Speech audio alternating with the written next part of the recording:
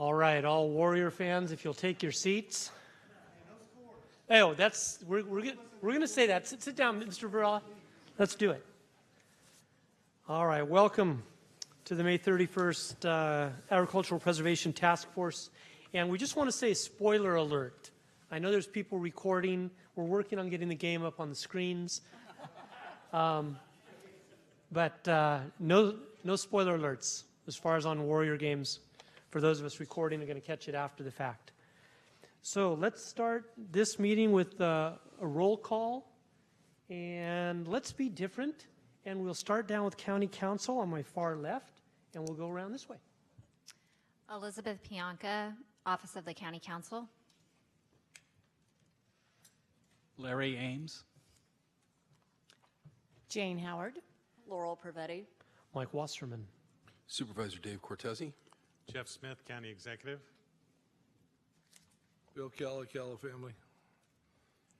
Alex Kennett, the Open Space Authority. Oh, me? Oh. Hi there, John Varela, Water District. Kevin O'Day, Land Trust, Santa Clara Valley. Aaron Gill, South County Grower. Julie Hutchison. Thank you and welcome everyone. We're now on item number 2, public comment. Opportunity for anyone to speak about anything not on today's agenda.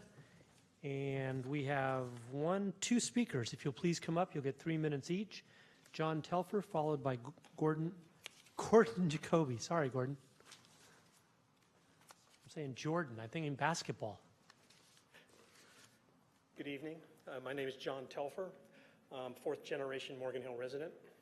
Also 40 plus years in the real estate business in Morgan Hill. Lately, I've been heavily involved on the front line with the attempts to do ag conservation easements, combining forces with the City of Morgan Hill, the county, Open Space Authority, etc. Now, over 1 year later, basically after hiring what arguably is probably the best ag real estate appraiser in the state, we've come to an issue with the state DGS. They feel that the values that were set, mostly the delta between the fair market value and the after value being defined as stripped of all development potential, that gap, if you will, is a bigger percentage than they've ever done before and don't feel comfortable doing it. It's not rocket science. Obviously, we're starting with a very high fair market value. In fact, arguably, ag land in South Santa Clara County, particularly around Morgan Hill, is probably tenfold the value what you find in the Central Valley. So we start with a high value. That's a known commodity. The after value is X, and it looks like this program is, after over a year of attempting, may go down in flames, which would be very disappointing to many of us. I would like to encourage you, I know this is for future agenda items, and I'd really encourage you to focus on we need to get funds that are real, that are there, and it's not guesswork. A lot of farmers and landowners in the area have been watching this exercise with interest. Is it going to be successful?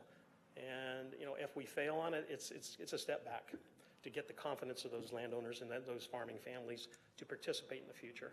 What I'd encourage you to strongly look at are other funding mechanisms, whether it be a county transfer tax, real estate transfer tax, some other ballot initiative, but we need to get fixed funds, if you will, not reliant upon the state, and as we just discovered, a dead end. Also, though, I would strongly encourage you to not shortchange, I think, even a better path, which is to look at adjusting your cluster policy within the county. There's zoning changes that can be done, and or a TDR program, a transfer development rights program. They don't have to be complicated, but I think you, as a committee, should very much study that, because the good news is that doesn't cost $1 of public funds. Again, I'd like to encourage you to really analyze that, and hopefully we can come back with a successful granting of some conservation easements in South Santa Clara County. Thank you. Thank you. Mr. Jacoby. And it was my understanding we had a speaker for one of the, perhaps item 7. I don't have a card, though. Haven't seen that. Okay, please go ahead. Good evening. I'm an Oakland resident, so this is a little painful. I'm a follow-on to John in many respects that I would hope as you go through your work program, you would not treat all possible new ideas equally, but spend a lot more time on probably the most needed, which is one, new sources of funds that are locally generated, and secondly, looking at other methods of preservation. And as we had predicted, unfortunately, that we didn't see the state as a dependable source. That means we then have to look at more dependable methods of doing it. And to that end, I'm a great advocate of looking at very carefully at your document transfer tax. That's that little fee you get every time you make a sale. And probably the most successful land preservation program going right now is up in Martis Valley, right next to Tahoe, that are using that very thing to purchase land, large amounts of land for preservation. And let me just give you some numbers that maybe change your mind. And I would, by the way, would happily volunteer to be on a working group to give you a report on this. But if you increased your transfer tax by 20 cents across the county and looked at the implication of that, my math shows that based on about the 15,000 transactions of single-family homes you have after you set aside some sort of lower cost homes, you would create a fund of around $7 million annually. The increase to the transaction would be about $600. And if you look at the variance over the last 1 year, just 1 year, of single-family home transactions in Santa Clara County, it's been a $260,000 increase in 1 year. So somehow asking somebody to pay $500 to $600 at a time that they're making a windfall of $260, to then create a fund to start preserving more land is in the direction I think you need to go, and I hope you do. Thank you. Thank you. That concludes the public comment portion. We now move on to item 3, stakeholder comment. It's an opportunity for any member of the committee to speak about anything not on tonight's agenda. Seeing none.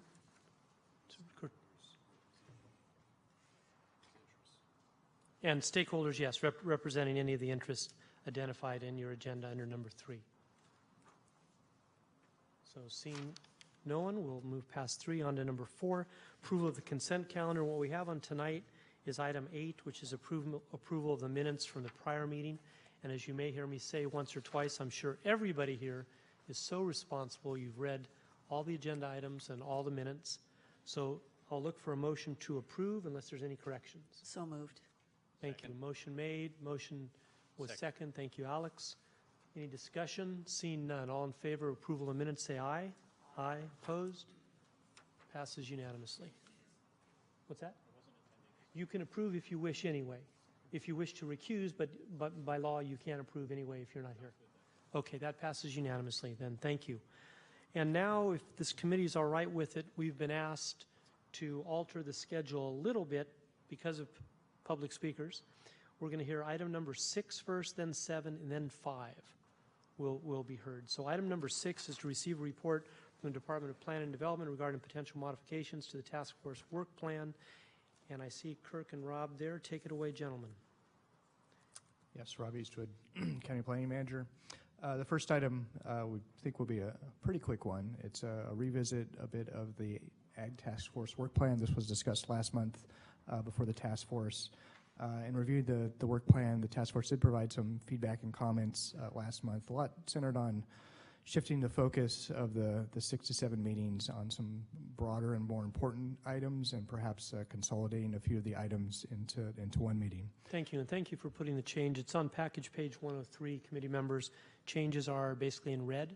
Changes are in red. Are in red. Right. Are there any questions about the changes? I don't have any speaker cards on this item either. Then I'll look for, let's see, it's simply to receive the report. We really don't need a motion to receive the report.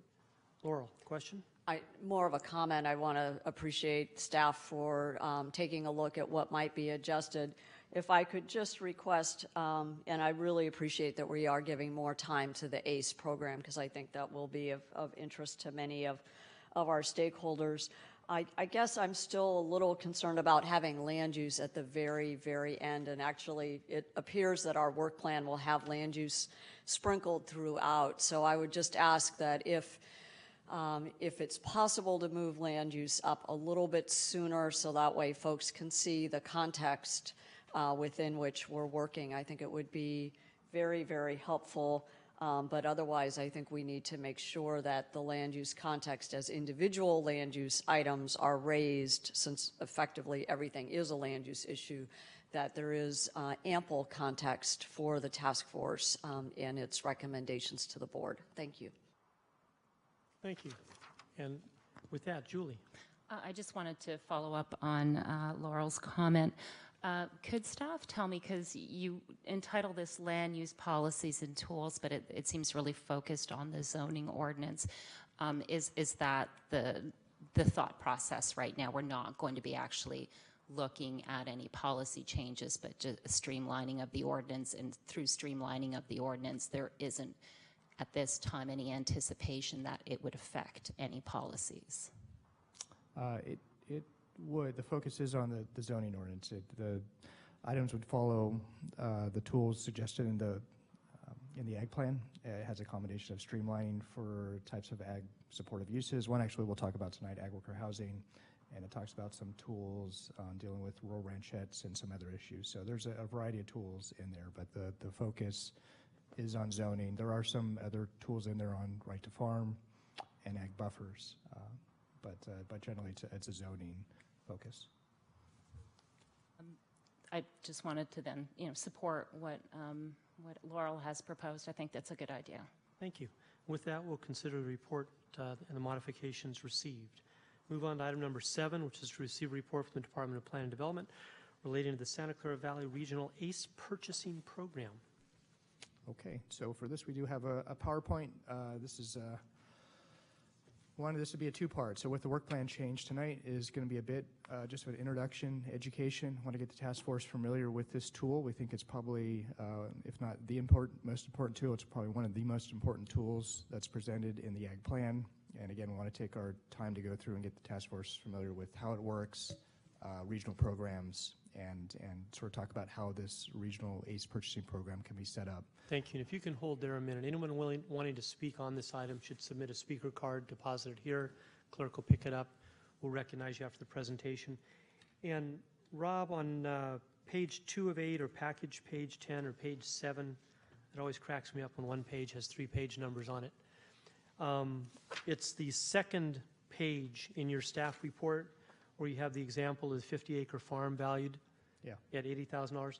On the second line, it says for a total of $50,000. I believe you mean $500,000. So that was actually a test to And see on how the the- task force members were reading it. And 2 lines Supervisor down, Lussman 500. wins. Yes, Thank you. 500,000. But you still end up with the 3.5 million, which is correct. The math ended up okay. Thank you.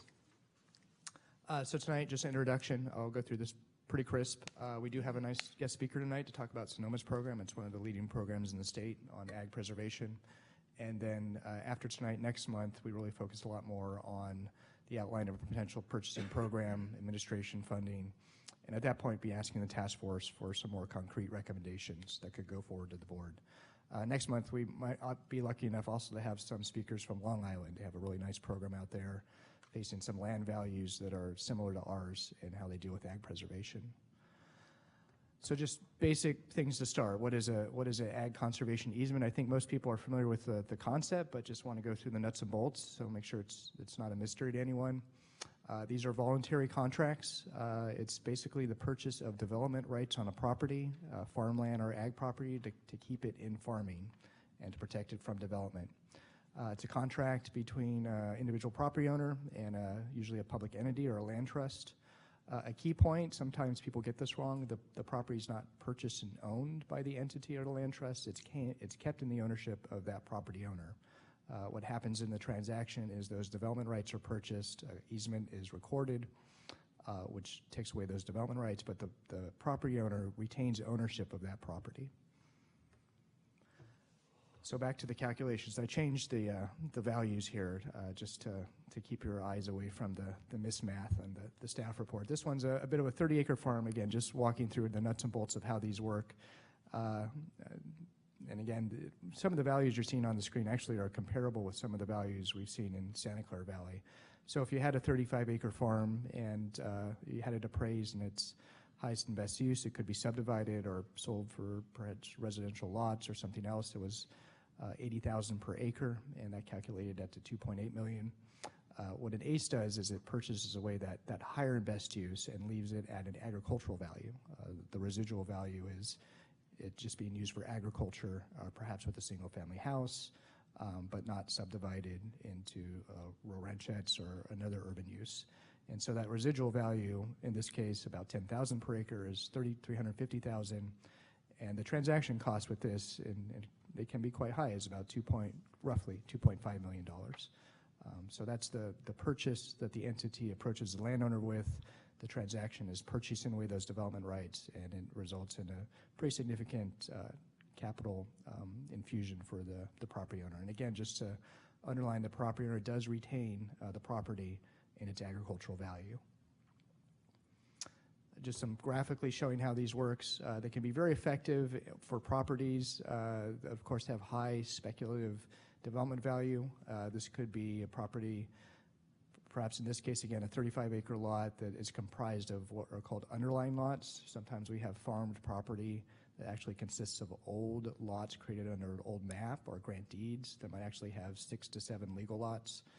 And the highest and best value is the property owner actually selling off those legal lots as is, even without a subdivision, or a property that under the zoning could be subdivided.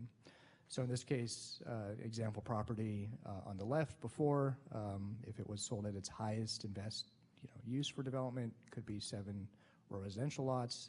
The after values on the right, the majority of the property is retained in farming. And often there's a building envelope set aside for the homeowner, the property owner, and for ag worker housing or for barns and things of that nature. So the benefits of this, it does provide that fair market value to a property.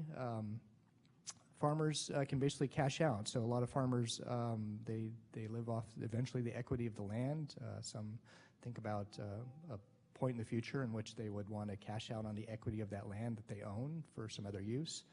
But these can have a triple win. It allows that farmer landowner to cash in on that equity value. It does maintain it in their ownership, so they don't sell it to a developer. They actually sell the development rights, but they continue to own the land, and it keeps it in farming.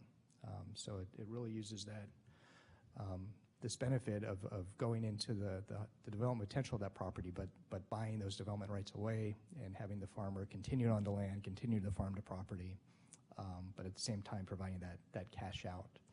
That provides capital that a farmer can use to provide additional property or farm implements, other things. And again, they can be really effective in an area where there's high land development adjacent to cities, underlying lots, small lots, where the property really could be developed easily. This tool has been highlighted as probably the most important tool under the SALT program. This is the program that funded the Valley Ag Plan. It's funding another program. It's talked about last month. It's stood up by the state, funded by greenhouse gas reduction dollars. And in 2017, they had roughly $334 million available to purchase agricultural conservation easements.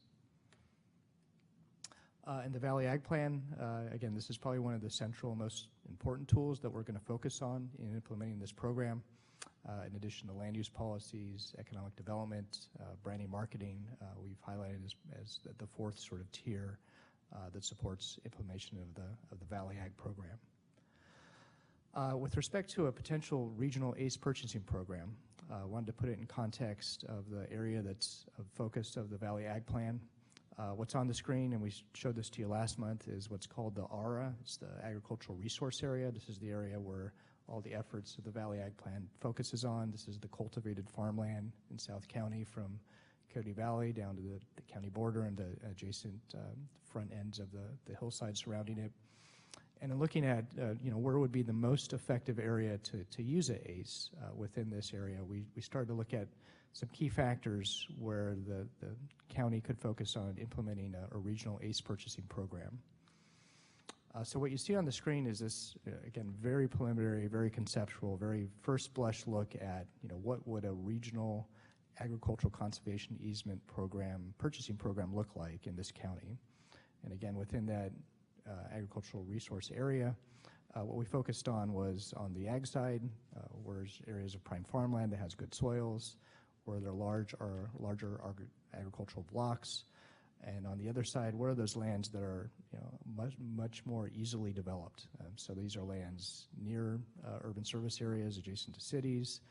These are lands where the zoning doesn't support agriculture. You don't have those land use tools in place that keep the land in agriculture. Again, we have a lot of instances of small existing legal lots, again, where perhaps the zoning is 40 or 20 acres, but there's pre-existing 5 to 10 acre lots that could be developed today. And again, a conservation easement is a great tool in retiring those lots or those development rights. And so looking at where these areas exist within the agricultural resource area, what you see on the screen is that generally hazy yellow area.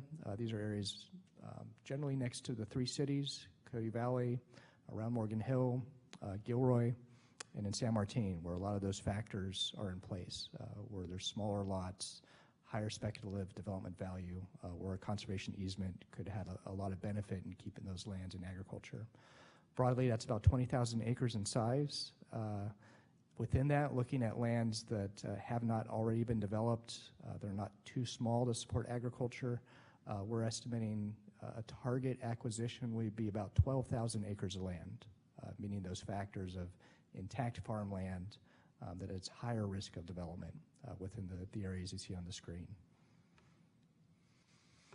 And estimating the cost, again, very, very preliminary numbers, and working with the Open Space Authority, we came to just an initial target, looking at 12,000 acres of a target program of about $250 to $500 million. And again, that considers a wide variety of factors that the county and the Open Space Authority would use other tools to help preserve ag land, that there's other funding mechanisms available from the state, match funding, local funding, and this would be a multi-year effort. So, but again, to put general numbers to what a potential regional ACE purchasing program is, our very preliminary estimates is about 12,000 acres as a target and up to $500 million in terms of cost. Just to highlight to the task force, we've actually started to get our feet a bit wet into this. Initially, the thought was to stand up a regional ACE purchasing program in concept, but we've had some great opportunities early to try and go out and match some grant funding with some potential projects. 2 you see on the screen that we've been working on with the Open Space Authority and other partners. One is the Fountain Oaks Project, which is funded by grant funds from the state tied to high-speed rail mitigation. It's been awarded, but it's still in the final stages of happening and being implemented. This is 70 acres southeast of Morgan Hill, and the estimated value of that is roughly $7 million, which you can calculate out to about $100,000 per acre. And on the right is something still a bit on the conceptual stage. We're working with a variety of property owners in San Martin. It's roughly 330 acres, a lot of land. There's a lot of land in San Martin in the southwest portion that's been actively farmed for years.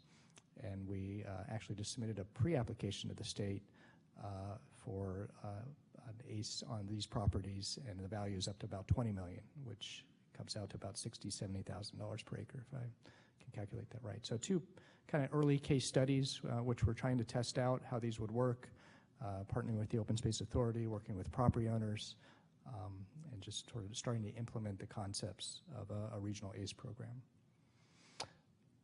And then what we wanted to do last, and the last part of this, we'll hand it over to Bill Keene from Sonoma, was to give you at least 3 examples of programs that have been in place for years, where there's a funding mechanism in place, entity that purchases conservation easements, focuses on ag preservation, and to give the task force an idea of how these programs could work. And so the 3 we looked at were Marin County, programs out on Long Island, around Suffolk County, and then up in Sonoma.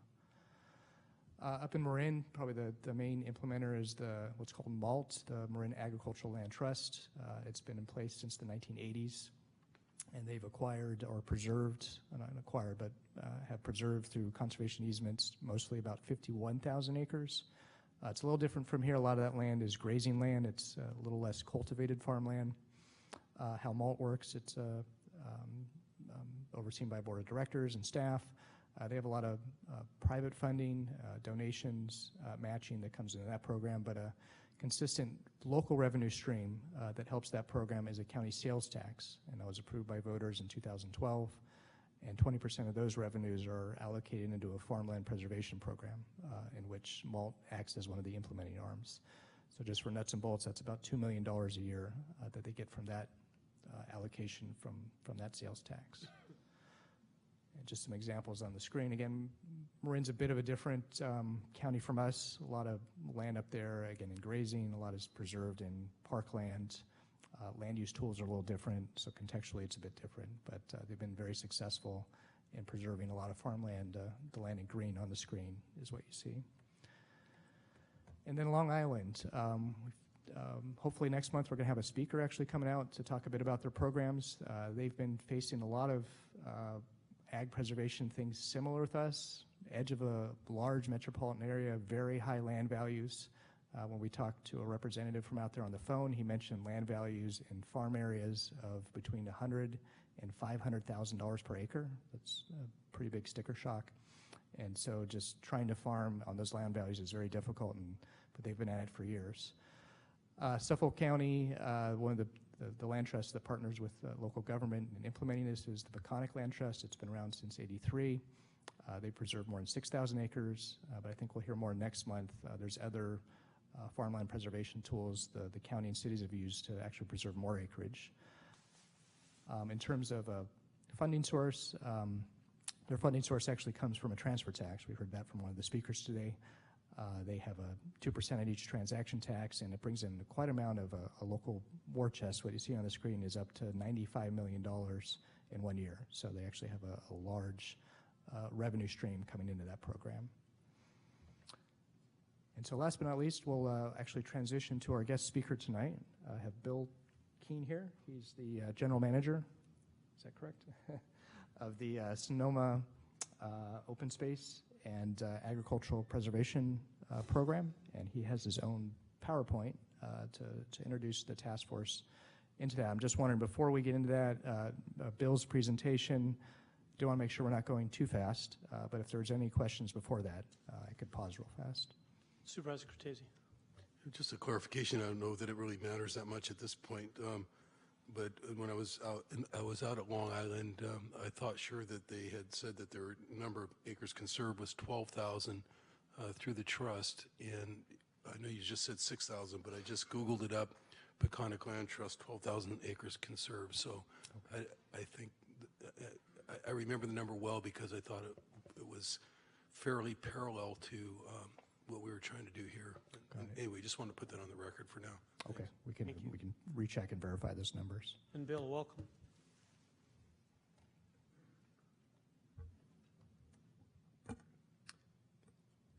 Good evening. Thank you so much for thinking of this. You know, it's amazing that having visited this county many times as a child, I remember the orchards coming down 280 where 101 and 280 meet, and there's very few of them left, and very few trees left that grow fruit down here. So just that you're thinking about protecting farmland it's a wonderful thing. I want to thank Andrea McKenzie for asking me to come down and do this. Andrea actually hired me in Sonoma County more than 10 years ago, and when she left Sonoma County, and she did amazing work up there and probably could do this presentation as well. I became the general manager, and I've been doing that for the last 9 years. Is there a slide? Oh, we don't use this. So what do I do? So I'm going to just do a brief overview of what we call Sonoma Ag and Open Space now. It's our new marketing.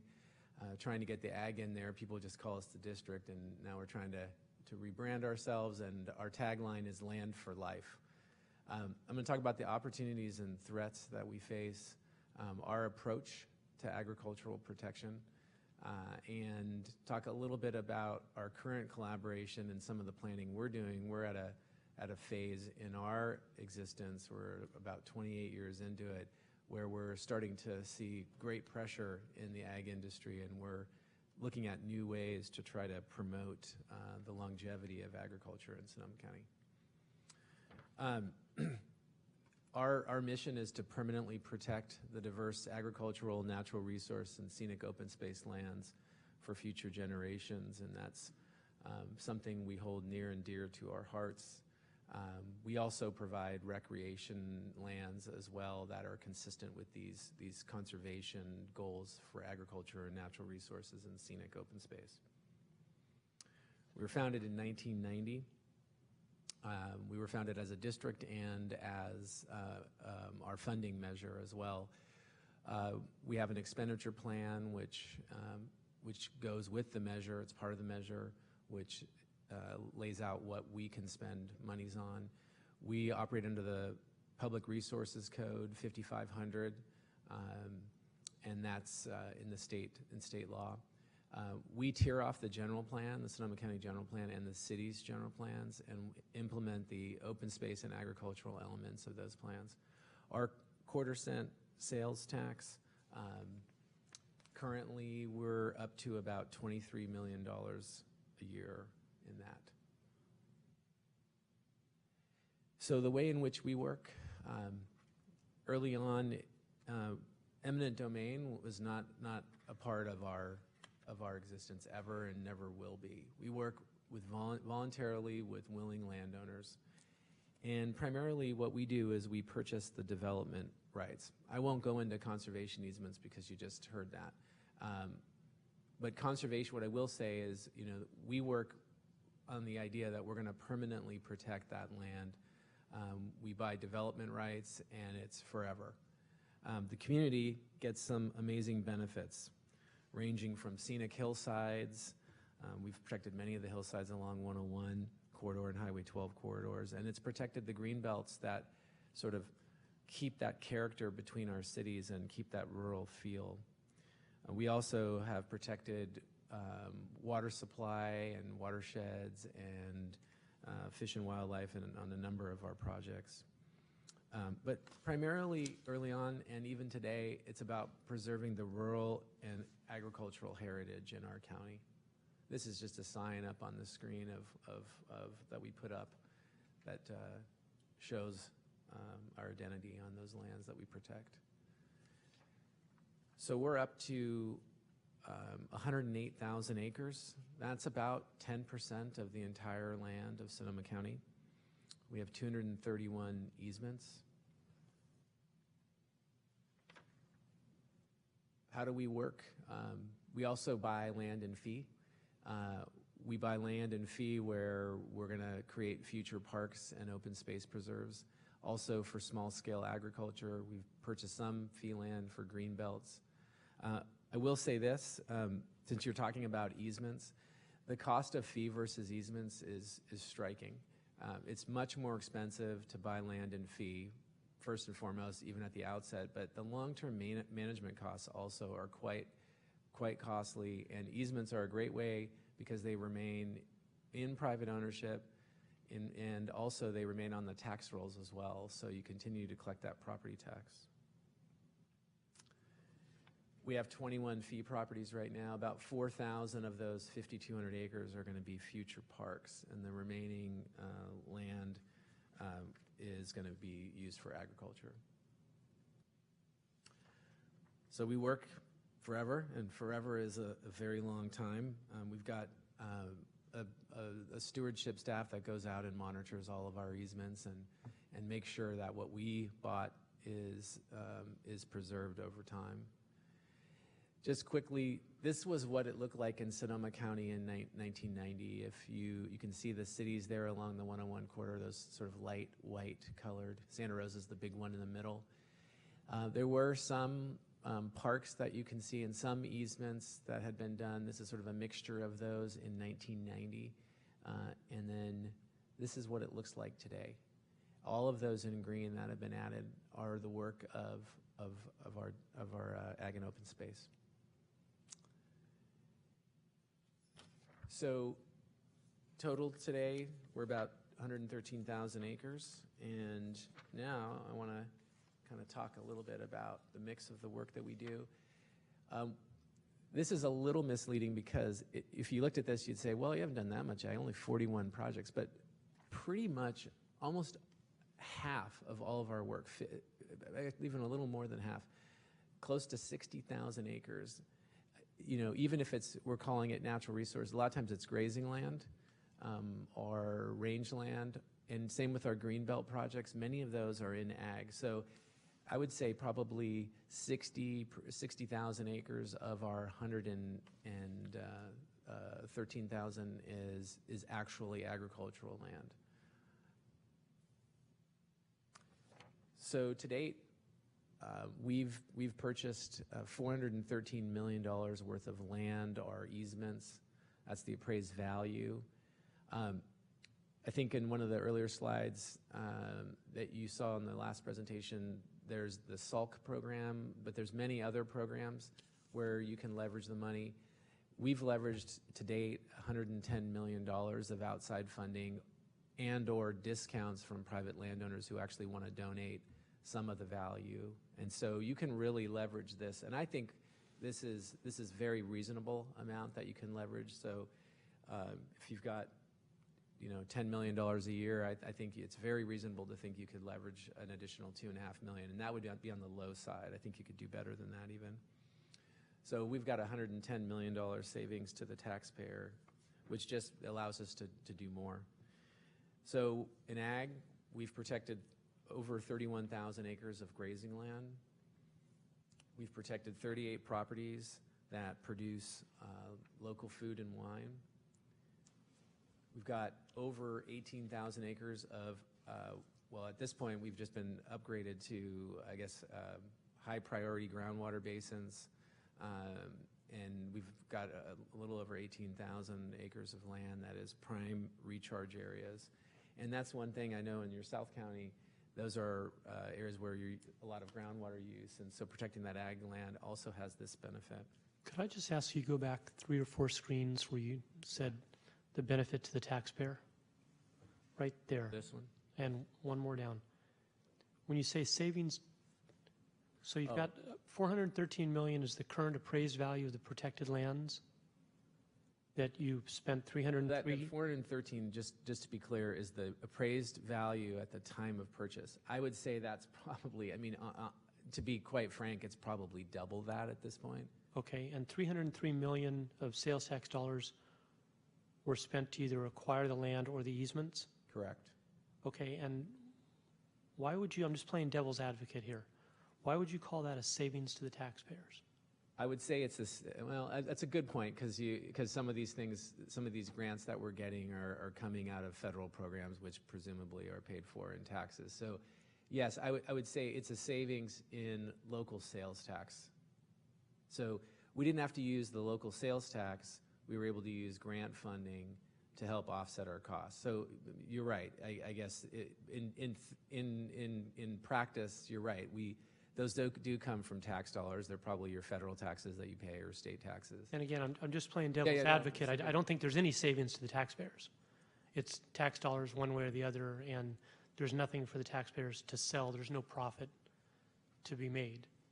I understood what you said up above, but the last part, the savings too, I didn't get. Well, maybe a better way to say it is we spent $303 million of local sales tax to get $413 million in value. Gotcha. I'm good with that. Thank you. Okay.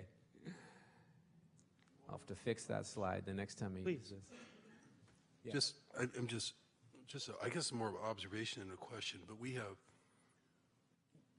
a park trust fund that's, you're probably aware of or maybe aware of, that at any point in time has $100 million in it that comes off the top of the property tax roll, and it's been around and renewed several times, decades past, including most recently 2016. Yep. That does a bunch of the stuff that you have in your pie chart.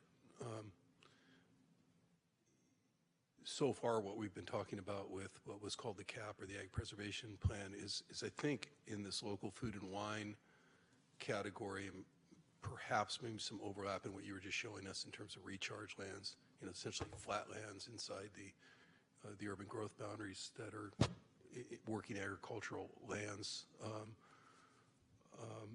not grazed land, I guess would be the qualification. I'm not saying that we couldn't do grazed land under an ag conservation program. I'm just saying on the Parks Trust Fund side, that's what we do.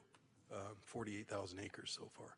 So I'm wondering if at some point, not tonight, but unless I'm getting ahead of you and you have that broken down even more, you might share with us, any data that you have that's focused in on that working non-open space, non-grazed land, the non-hillside aspect of what you're doing would be helpful, just in terms of the same exact kind of data, cost, those kind of things. Yeah, I mean, certainly, just anecdotally, I don't have it with me tonight, but the cost of grazing land versus if you're protecting things in and around the city, the closer you get to the city, the more you're going to pay. I mean, it's just that plain and simple. We have done mostly rangeland, grazing land, dairy land. We have not done a lot of wine grape growing land because there's no value in the easement, because the value of wine grapes, that's actually the highest and best use when you're appraising it. So there's not a whole lot of value to a landowner who's got in grape production, premium grape production. We've done some row crops, and I'll say a little more when I get a little further on about what we're doing on that. But that's where I mean, it's understandable. You have a little different breakdown on topography. Yeah. I think, based on a little bit I know. Yeah. Like you said, growing up in the area. I don't know if you have this here as well, but we have a board of supervisors, and we're a dependent special district, so my board is the board of supervisors wearing a different hat. But they have adopted community separators that freezes the zoning for 20 years in and around the cities. Not every piece of land around cities, but quite a few. So they've done a lot with zoning. And then the cities have adopted urban growth boundaries for all the 9 cities, which also have really helped on that front. Understood. Thank you. Oh, let me back up here. So the way in which we have worked on agriculture easements primarily, we do quite a bit of education and outreach as well. We bring close to 6,000 students in the 4th and 5th grades out to, and where they actually go and visit. And different years, we've had dairies or grazing land. I mean, it's basically to learn about agriculture and where their food comes from. We also have worked quite extensively legislatively to influence policy and legislation at the state and federal level. We've collected a ton of data and analyzed that data, so we now know so much about soils and topography and climate. We really know where the most important lands to protect are, and that's helpful. We've been able to leverage our funding, which I noted before. And then looking at land that we conserve, there is an ecosystem services evaluation that goes into our thinking these days as well. And so I want to talk a little bit about an example of that, sort of the multiple benefits of protecting ag land. And I want to use artisanal cheese because, and actually this is really important even today, because dairies are undergoing severe pressure right now because of the price of milk. And also even the moving out of some of these big producers. I've got 9 dairies in Sonoma County that we're working with right now that sell to Wallaby. and Wallabee's moving their production facilities from Napa to Salt Lake. So we've got 9 dairies who don't have anywhere for their milk to go. One of the things that folks have done in the past is they've converted some of their milk production to artisanal cheese. You might have heard of Cowgirl Creamery. You might have heard of Point Reyes Farmstead Blue Cheese. There's the Andante. There's all these artisan cheesemakers in Marin and Sonoma County who have capitalized their businesses using the proceeds from easement sales. And so I want to talk a little bit about that. So we've had dairies at risk, market conditions. There's also development pressures in the dairy land, in the dairy belt. There's regulatory pressures from the regional board as well as federal laws as well. And in Sonoma County, in some of these streams, like Salmon Creek, no surprise there, coho are at risk. We've got habitat degradation, poor water quality, in-stream flow issues in the summer in a place like Salmon Creek because of pumping of groundwater. I want to show this area right here. This is what we call our dairy belt. This is an area when years ago, actually this is even when Andrea was at our district, we identified this area. Salmon Creek's on the western edge that kind of runs along the border of Marin County and Sonoma County. Really, this area that you see highlighted is only part of the area. It really extends south. All those areas on the MALT, Marine Agricultural Land Trust map that you saw, they're a part of this dairy belt as well. We just don't include them because I'm talking about Sonoma County, but if you might remember from that previous slide. So this right here is the work that we've done in this area. All these green properties are easements.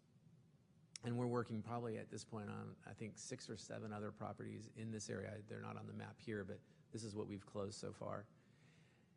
This is the parcelization in that region. You can see that. And then this in particular is an area where we worked extensively. The darker the red you see, those lots can be divided in up to 6 to 8 parcels. Parcelization under those. They could be subdivided for rural ranchettes, and then as you get to the pink, those are, I think, 2 to 3. So higher risk based on what's allowed, and so what we've been doing is trying to connect these properties and build on the work that we've done over the years, so that when you have these subdivisions happen, what happens is the folks who are still in farming get a lot of pressure from folks who come into the area. You know, there's the noise. Dairies operate at night, so they're milking at 3 a.m. in the morning. There's lights. I mean, there's been some improvements in that, but it's for folks who don't normally live in that area and then come in, it becomes a problem for the farmers. So what we have seen over the years is artisanal cheese production in this area. We buy the easement. They use the easement proceeds to essentially go into cheese making. And this has resulted in $120 million in annual sales. There's over 300 people that are now employed in artisanal cheese production. 70% of those cheesemakers own the land and the dairy. 72% of those lands that are making artisanal cheese are actually under easement, and they have used that money to capitalize their business. And then we get these other benefits when we start working on these lands and partnering with the resource conservation districts in Marin and in Sonoma County. We're able to actually go on those lands. Salmon Creek I mentioned earlier, we've worked with the RCDs. We're now there helping landowners manage the water that they use better. So as an example, they're doing rainwater catchment off of all of their buildings, and then that provides them a summer source of water for their cattle, and that keeps them from pumping water out of Salmon Creek and dewatering the creek in the summer. That's just an example.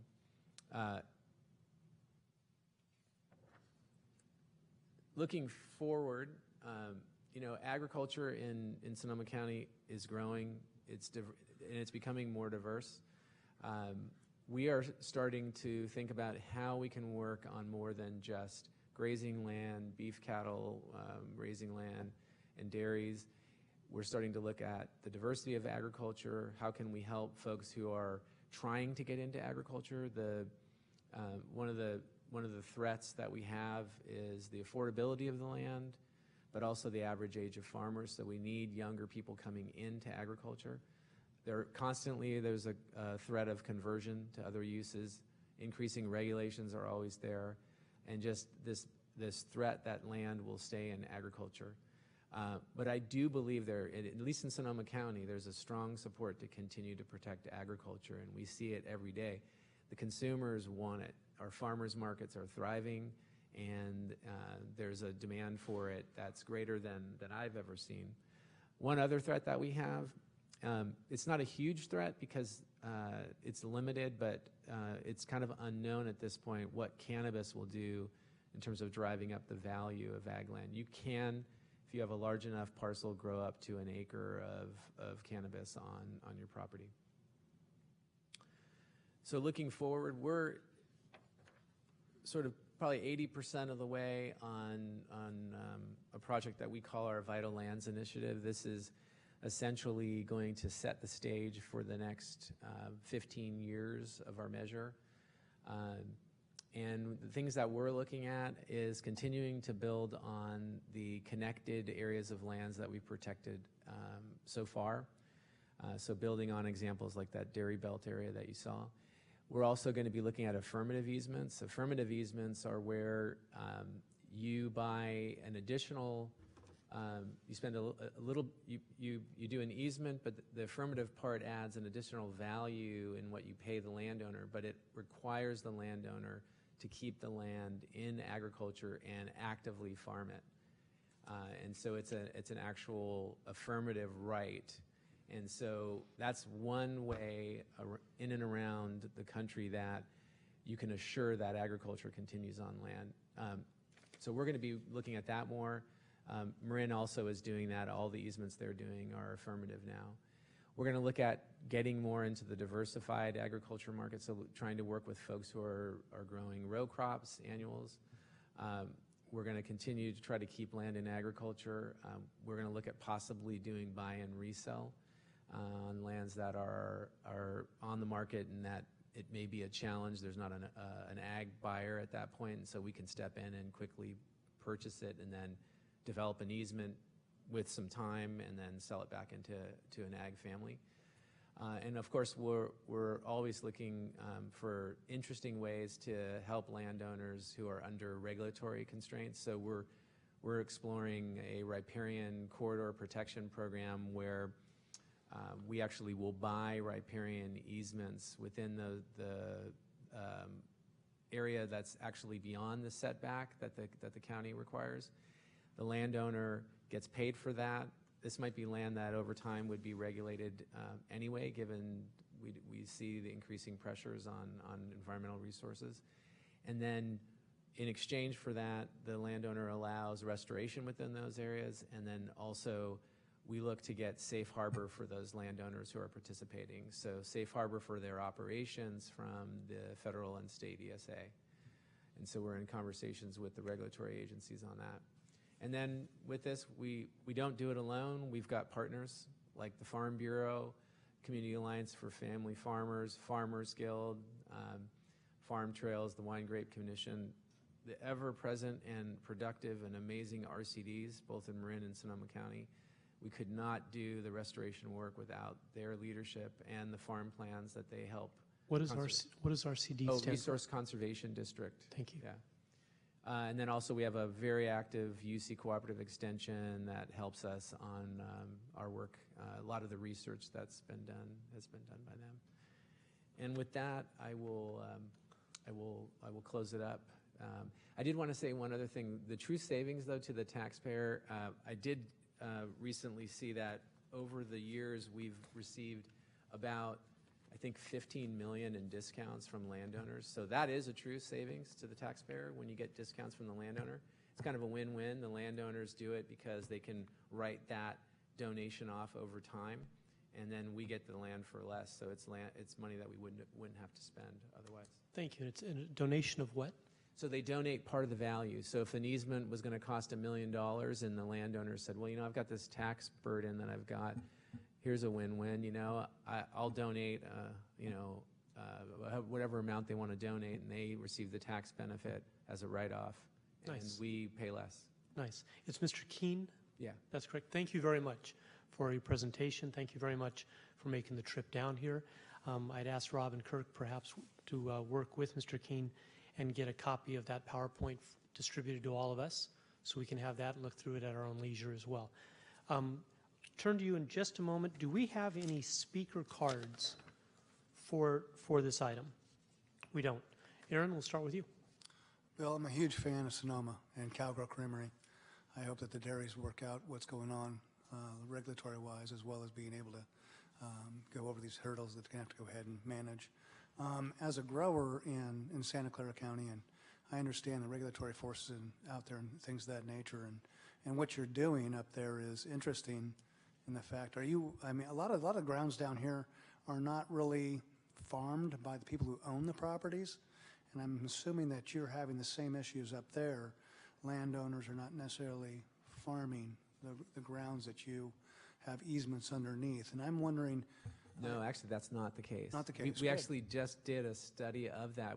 We actually wanted to answer that question as well, and every single property that we have an easement on is still in agriculture, which is kind of amazing. I didn't think it would be that, and it turns out that we have not had any go out of production. Well, I guess my question is not, or my inquiry is not really whether it's still in agriculture. I bet you it's still there. I don't know how it's transitioning over time in terms of finding new growers out there to go ahead and manage the properties that are there. But I guess my thoughts is that the original owners, or the property owners of them, they may have other growers coming in and managing those properties and growing on those, doing agricultural products, correct? Yeah, I think that is happening in some cases. That's safe to say. Okay, so I guess that's kind of how you overcome that hurdle in Sonoma is interesting to me. I know it's ongoing, but your thoughts on that would be interesting for myself as well. And then also as a secondary note, ecosystem benefits and things of that nature. Sonoma County is pretty unique in terms of the valuation of the community up there towards agriculture. I don't necessarily think that Santa Clara County has that same viewpoint. It can, and it might develop that, and that's what I'm hopeful about. But how do you foster that, or has it pretty much fostered itself? Those are the two questions that kind of come to mind for a quick answer. Thanks, Bill. So the latter one, I think it's education. I think that's done a lot in Sonoma County to get folks. I mean, I mentioned earlier we've got 6,000 kids a year going out on farms and seeing what we also. There's a big ag days that the Farm Bureau puts on, and we support that, and kids go to that as well. I think the challenge you face down here probably is there's just not as many ag lands that are in farming families. That's what I'm gathering from you're implying that. And we still have some very like 5th, 6th generation farming families that are just super tied to the community. And I think that's just, we're lucky in that sense. I'm sorry, I forgot the first you wanted me to comment on. The other one was kind of an identification of ecosystem benefits of the open space and ag ground and that combination. Yeah, I mean, the challenge with that, I mean, the SALC program, I think, is one of the first ones that is kind of tying to that, because you're getting grant funding. It's a one-off in some ways, because the landowner isn't getting the money directly for the ecosystem services, but we're getting money to help offset our costs in order to reduce greenhouse gas emissions of development of that land. So it's a bit of a one-off. The problem with ecosystem services at this juncture for the private landowner who sees these values, I mean, you can quantify them. We've done that, but they're paper values in the sense that they're true values to the community, but they're not monetizable at this point. And the way to monetize them is either through grant programs that can go directly to landowners who are practicing agriculture in a way that generates these benefits. So might be something it would be like an ecosystem services fee or grant that you could get that's similar to like Williamson Act. You agree to farm for a certain amount of time, and based on doing that, you're going to do these practices, and you get, as an example, you might get a reduced property tax benefit. That is backfilled to the local community from some other funding source, either state or federal. Typically, it's been state for Williamson Act, although we all know that that went away. There's no real easy way to get at it. The regulatory environment typically is the other way that those get valued, but that doesn't benefit the landowner. And that's a challenge. Thank you. Laurel. Thank you. Thank you so much for joining us tonight and sharing your story and inspiring us here in Santa Clara County. I was curious, you mentioned the community separators and how zoning has been frozen in those areas. I was curious, to what extent does the underlying zoning and some of those protection measures affect the efficacy of an ACE program and really getting values to the landowners? Yeah, that's a really good question, because downzoning reduces the value that you buy away. I mean, the price of land is high. Down here, the numbers you're using, it's not dissimilar from where we're at. 500,000 an acre. Oh man, that makes me shudder to think of Long Island. But at any rate, the value in land in easements, really it comes down to what's the development potential. So if these land, and it's site specific. So if you have parcels or you have certificates of compliance that predate zoning, 2 300-acre pieces of land could be quite different. But if you have 4 development rights, I mean, a development right might be worth $400,000 or $500,000. So if you reduce that down, you're looking at $1 million plus on 300-acre piece of land. I think that's enough. Well, I'll say this: like the dairies that have capitalized, the example I used, that's enough for them to do that. It's actually more than they need to do that. A cheese plant on one property that got them started was, I think, $50,000 to $75,000. It was basically like a small modular building that's climate controlled. And then they started selling cheese, and then they used the profits from that to expand and build and build and build. And now I think they're up to 30% of their milk is going into cheese making. And it's, I've been told in that particular example, 10 to 1 is the profit on making cheese versus selling the milk. And now I think probably selling the milk it isn't profitable, given the bottoming out of the milk prices. So you have to be nimble, and the easement provides the capital for folks if they're so inclined to make that transition into something that is more lucrative. Thank you, Jane, and then Kevin. Thank you. Thanks, Bill, for the presentation. Very informative. I noticed one of your partners was the Wine Growers Association. The Wine Grape Commission. The Wine Grape Commission. Is that different than the Wine Growers Association? Well, there's a bunch of them in Sonoma County. I know there are, yes. So I was that one was new to me. Yeah, we've just done some education work with them. But yeah, there's Sonoma County. Yeah, I mean, there's probably like Dry Creek Valley Growers and Sonoma Valley Vendors and Growers. Yeah, there's. So how are they partnering with you? What's that? How are they partnering with you? In marketing. So talking about the protection of agricultural land and the importance of that to the economy in Sonoma County. So they're actually using that in their messaging?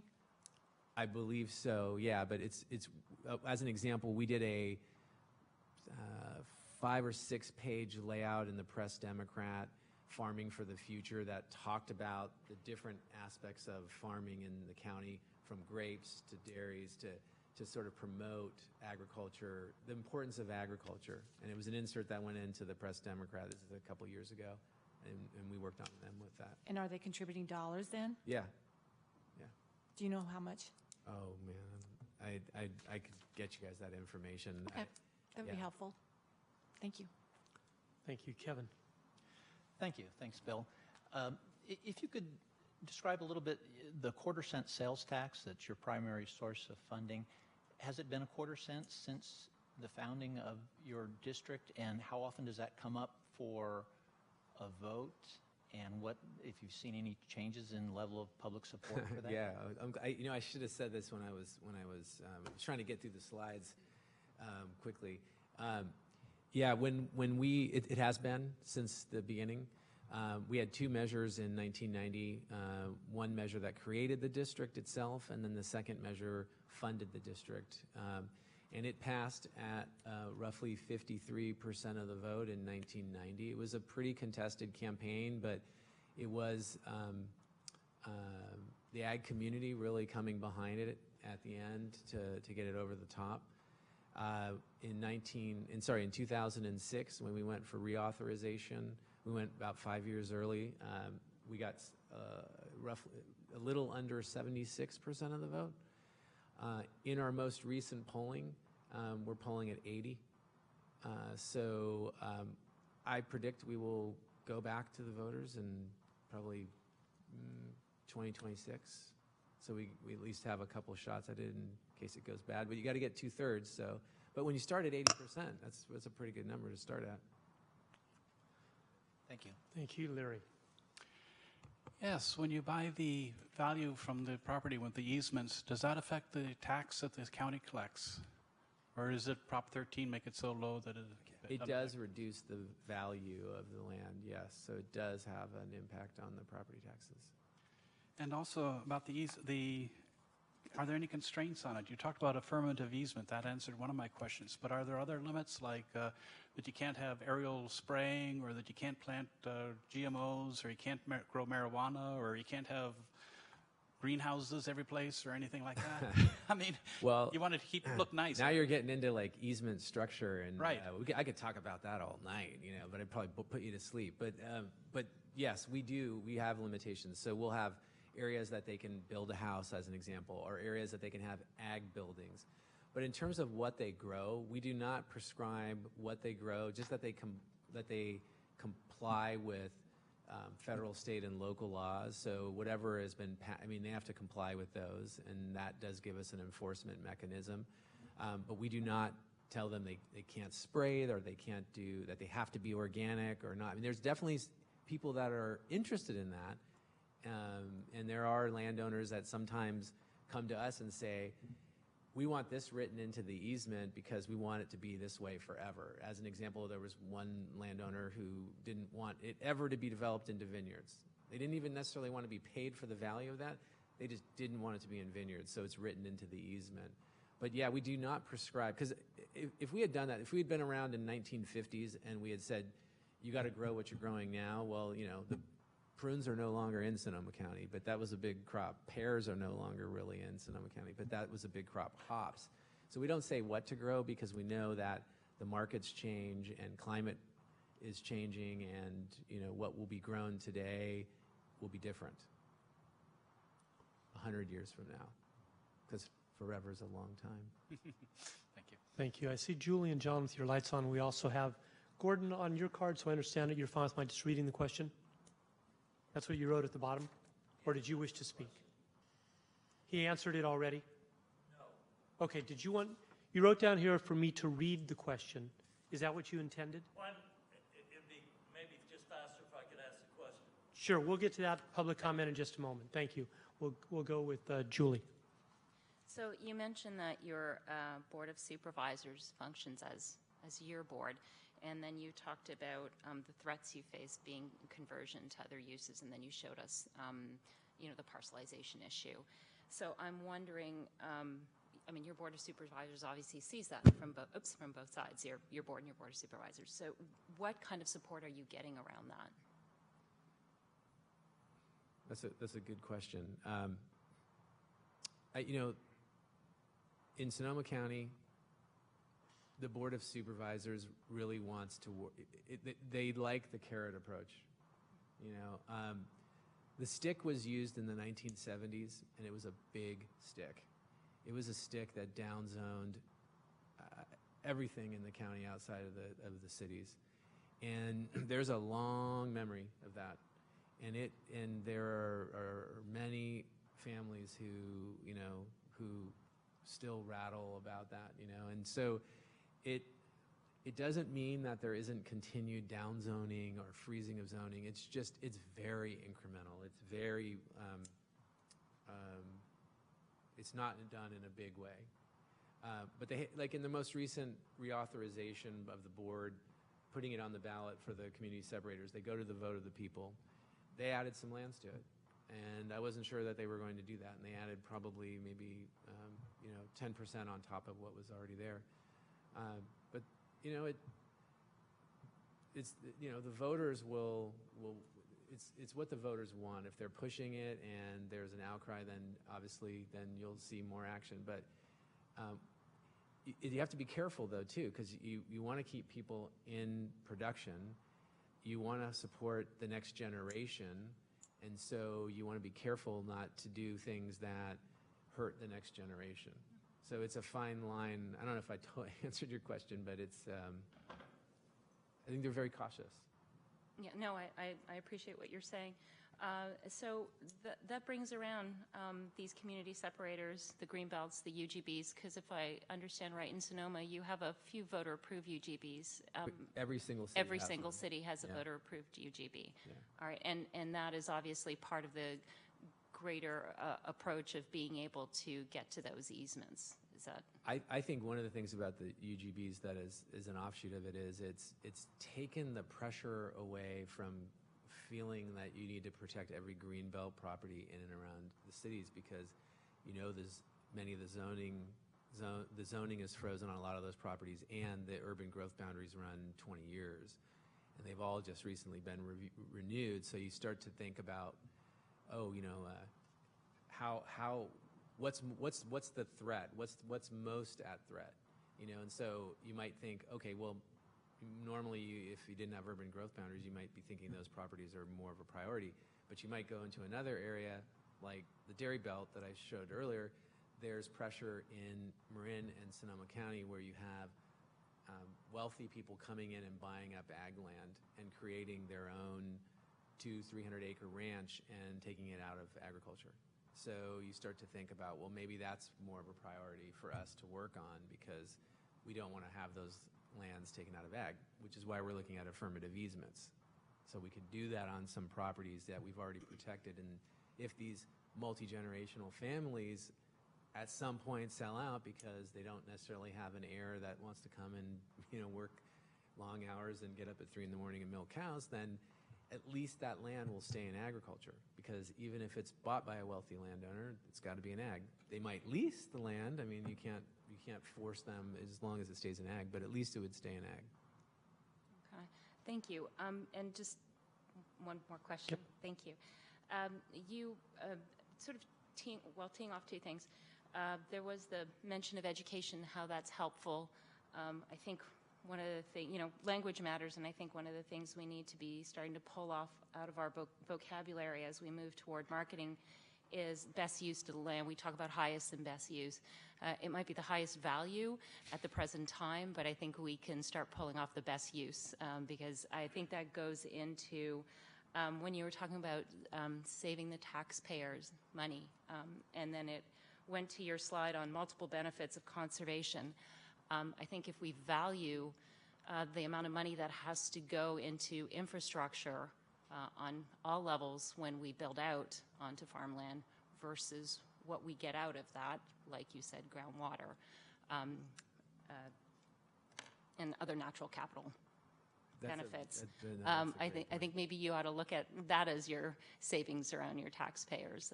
That might be something that would be a better peg board. And we do. We recently, we participated in the Santa Clara County was a part of this too, the Healthy Lands, Healthy Economies report. So we are trying to trumpet that.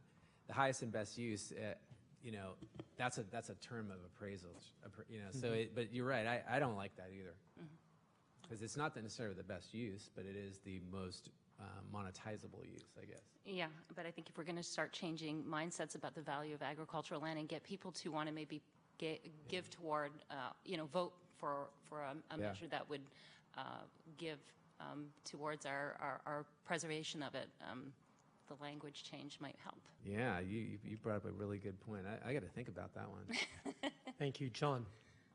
Thank you. Yes, my questions are about water. So comparing the Sonoma area where you are to where we are, what is the water plan that is existing for agriculture? And is there a agriculture water conservation program in existence? And if so, how does that work? And are principally all well owners in agriculture, or are they involved with any city water, et cetera, that they would be dependent on? Can you give me just an overview as to how water is allocated to the agricultural use in that region? Yeah, I'll try to give you a broad overview. Okay. Because there's obviously anomalies, but I did work in water for 10 years. I was at Sonoma County Water Agency prior to this job, so spent about half my time where I'm at now and half there. So I do understand water pretty well. The biggest municipal water source would be recycled water for ag users. If you think about the Carneros area along the bay, it's very saline, the groundwater along the bay. So almost all the grapes that are grown and the hay farming that happens down there is using recycled water. And you see some of that in and around the cities on the lands that are within reason, where they could extend a line and there's a benefit to the city because they have a way to dispose of the water and they can offset the cost, from not having to discharge it. But the vast majority of farms are on wells. There's 40,000+ wells in Sonoma County in the rural areas. The water is obviously on the tributaries to the major, like Russian River and Dry Creek and all that. Those are, obviously supply some of the more properties that are up in the hills. But I would say the big source of water is the Russian River. I mean, the Russian River, it has two reservoirs, one in Lake Mendocino and one in Lake Sonoma, that are releasing water. Ag in Sonoma County has a 10,000 acre-foot reservation in Alexander Valley. Mendocino County also. That water, even more complicated, comes from the Eel River, a lot of it. So it's agriculture is very dependent on surface water that comes from two reservoirs, and then also any kind of off-stream reservoir they can create and store some of that winter water. There's a lot of people doing that because in the summer months, late summer, we do have very challenging situations where the water is being held back for fish and minimum stream flows have to be met, and there's the ability for regulatory agencies to come in and cut people off from pumping groundwater. All that said, on top of it, we've got the Sustainable Groundwater Management Act, which SGMA, people might be familiar with that. We've got 3 priority, highest level priority basins. We just got 3 more added in Sonoma County. So the ag community is super concerned about that because that requires you to demonstrate sustainability of your basins. And so that's another added cost on agriculture. We have 1 ag water district that's been created in relation to that. But the ag community is very much involved in how that's going to play out. And ultimately, they're going to be part of the solution because ag is probably it is the largest user of water, groundwater, in Sonoma County. Thank you. Alex. Interesting, needless to say. I can see why the Open Space Authority is very similar to how you operate. But that said, you had mentioned earlier about easement structure, and we in the Open Space Authority also like easements because more cost effective, if nothing else. But that said, have you ever had any issues with enforcing these easements, violations of the easements or whatever, and how do you go about that, and what kind of violations have you found? For the most part, the answer is yes. And I think at this point we're going to see more and more issues with that over time, simply because we're having land ownership changes. So it's not so much violations as you've got to be on top of educating people when you have easements. So when land ownership changes, you got to get right out there and meet with the landowner because they don't know what this document is. It's in their title report. They might have read it. They might have just looked at it and said, wow, the land's preserved, wonderful. But they have no idea that it says you can't build your dream house up here on the ridge. So, but violations, we go out there every year. We monitor once every 12 months. We don't monitor at the same time every year. We try to stagger them so you get out there at different times. But that's the biggest thing. You gotta go out there and monitor every year. You got to catch things before it gets out of control. We do have, they're mostly minor things. Like we might have a 200-foot setback from a creek where you can't have any structures, and then all of a sudden we go out there and we see a debris pile, and it's a harmless thing on the landowner's part. They didn't think about it, and then we ask them to move it and they get rid of it. I mean, a lot of things like that. Occasionally we do have violations that you have to rattle the saber, as they say. But it's pretty, usually once you do that, I mean, it's the landowner wants to comply, they do. And so yeah, fortunately, we have not had to go to court in 28 years for easement violations. Great, thank you.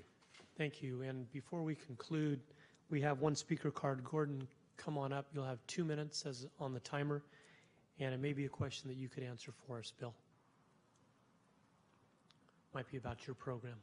From my background, Sonoma probably has more ranchettes than any county in the Bay Area. How do you treat those? And part of our concern has been ranchettes that were subdivided but no house built on it.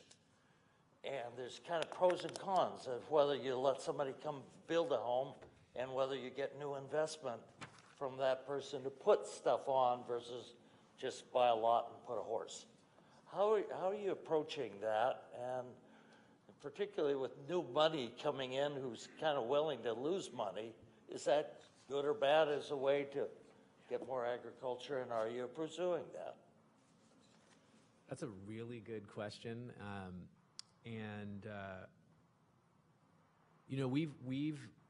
We've had enough big properties to work on that we have we've worked on very few small properties. I don't know what you consider a small property, but for us, 50 acres would be pretty small. Most of the projects we have are, many of them are over 1,000 acres, and a lot of, I'd say an average would be 300 to 500 acres would be a pretty normal project for us to work on. So when there's a ranchette, if there's a parcel that's been subdivided and they can build one home on it, we've avoided those. We're just assuming that those are going to be developed because there's a need for housing, and it's typically those are in areas that are close to what I would call unincorporated urbanized areas. Places like Forestville, if you've been on the Russian River, or Pengrove, they're not cities, but there are small parcels in and around those areas. And we just have so many really good projects to work on that are larger. We just haven't really had to dip down into that type of transaction. It doesn't mean they're not valuable, and those are very expensive, typically. You got a 5-acre parcel, and you're going to spend several $100,000 buying that parcel, and then what do you do with it? I've already mentioned earlier the problem of owning land, the management costs, and that we're not in the business of building on what we already have. We're in the business of transferring them and getting them open as parks or getting them back into ag, not in land ownership. Thank you. Again, thank you for your presentation. That closes the public comment portion of the meeting. And Robert Kirk, Supervisor Cortese's got a question that's for either of you. If we can do that, and then committee members, if you have any other questions about the agendized item. Supervisor Cortese. Yeah. Thank you, Supervisor Wasserman. I'm just assuming that you've been through the presentation, Kirk and Rob.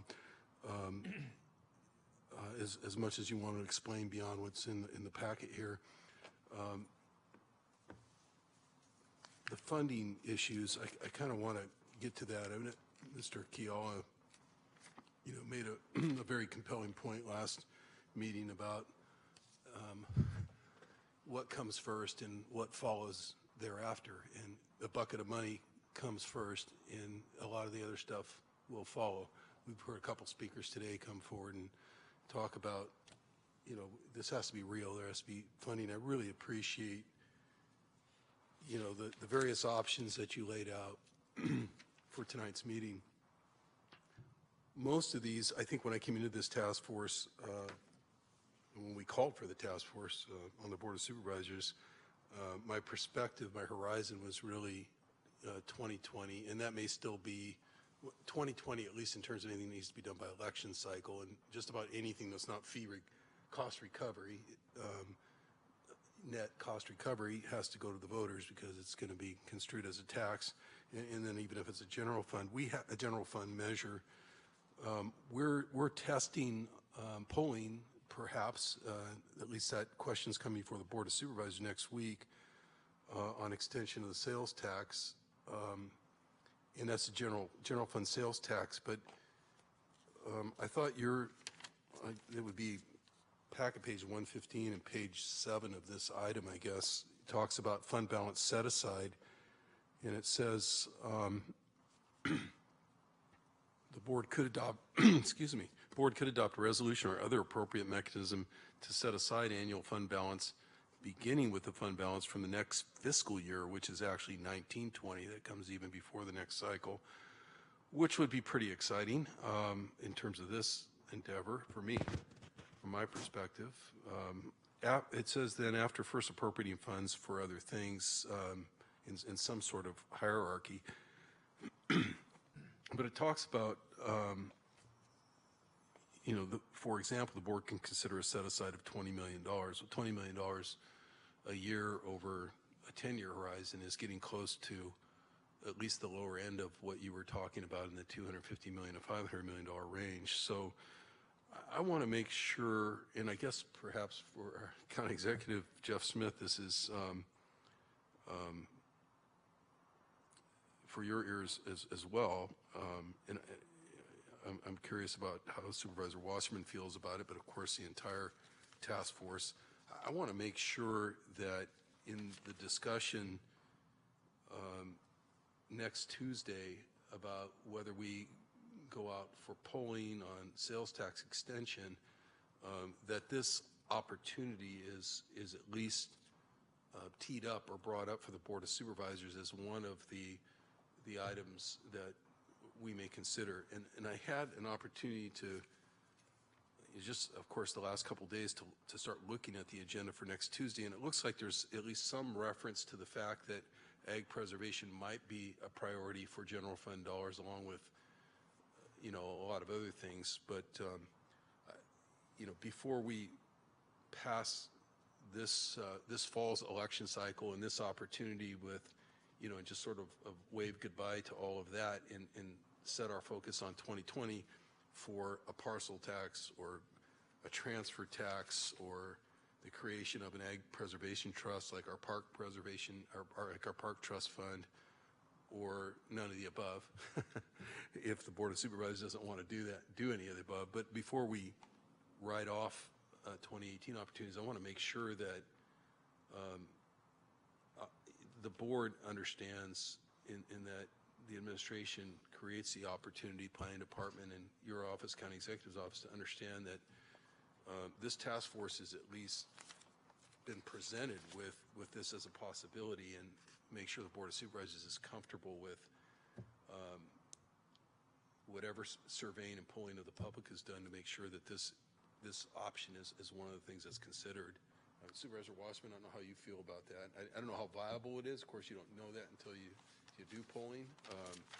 And I also know that such a measure, at least historically, we've done sales tax general fund measures, not specific taxes. So there'd have to be some more mechanics to the combination of a fund balance set aside, I guess, combined with the notion that we have sales tax revenue coming in, I think is what I'm reading here, would be a viable combination for perhaps $20 million a year.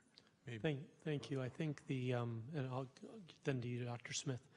I think if we're going to do polling about dollars and what our constituents, the residents of Santa Clara County, want to see them spent on, then having preservation of ag certainly makes sense to be on the list of the person that's calling up doing the polling. Dr. Smith. Well, let me just go back and tell you a little bit about administratively what we're thinking about this. Obviously, we know that the Ag Preservation Task Force has conservation easements as a high priority, and from a staff perspective, we think it's a high priority also. And then the question becomes, how do you fund it? As was pointed out, the cost of these easements will be very much dependent upon the development pressures and how close you are to the cities and how developable the land is, and a number of other factors which determine the total cost of the property, and then you have to negotiate a easement cost. We believe that we're in a sort of unique position in the sense that in Santa Clara County, the property values are escalating significantly, dramatically compared to some other areas. All of the ag lands that were put up on the projector by Rob are relatively close to cities, are very developable, they're flat. There's a huge amount of pressure for housing. Most of these properties, if sold, would go for top dollar. And so, at least from our estimate, it's depending on how many partners you have and how much money they contribute. We're talking about $500 million to maybe even $1 billion or maybe more. And obviously, the quicker you purchase those easements, the lower the price. So if the board's asking staff to come up with a suggested plan, certainly we should look into taxes, and we could look into transfer tax, but the transfer tax would generate relatively little money compared to the $500 million or billion that's needed. And a sales tax or some other tax would certainly be something we would recommend the board look at, but as you say, is up to the voters, and there's a lot of issues involved.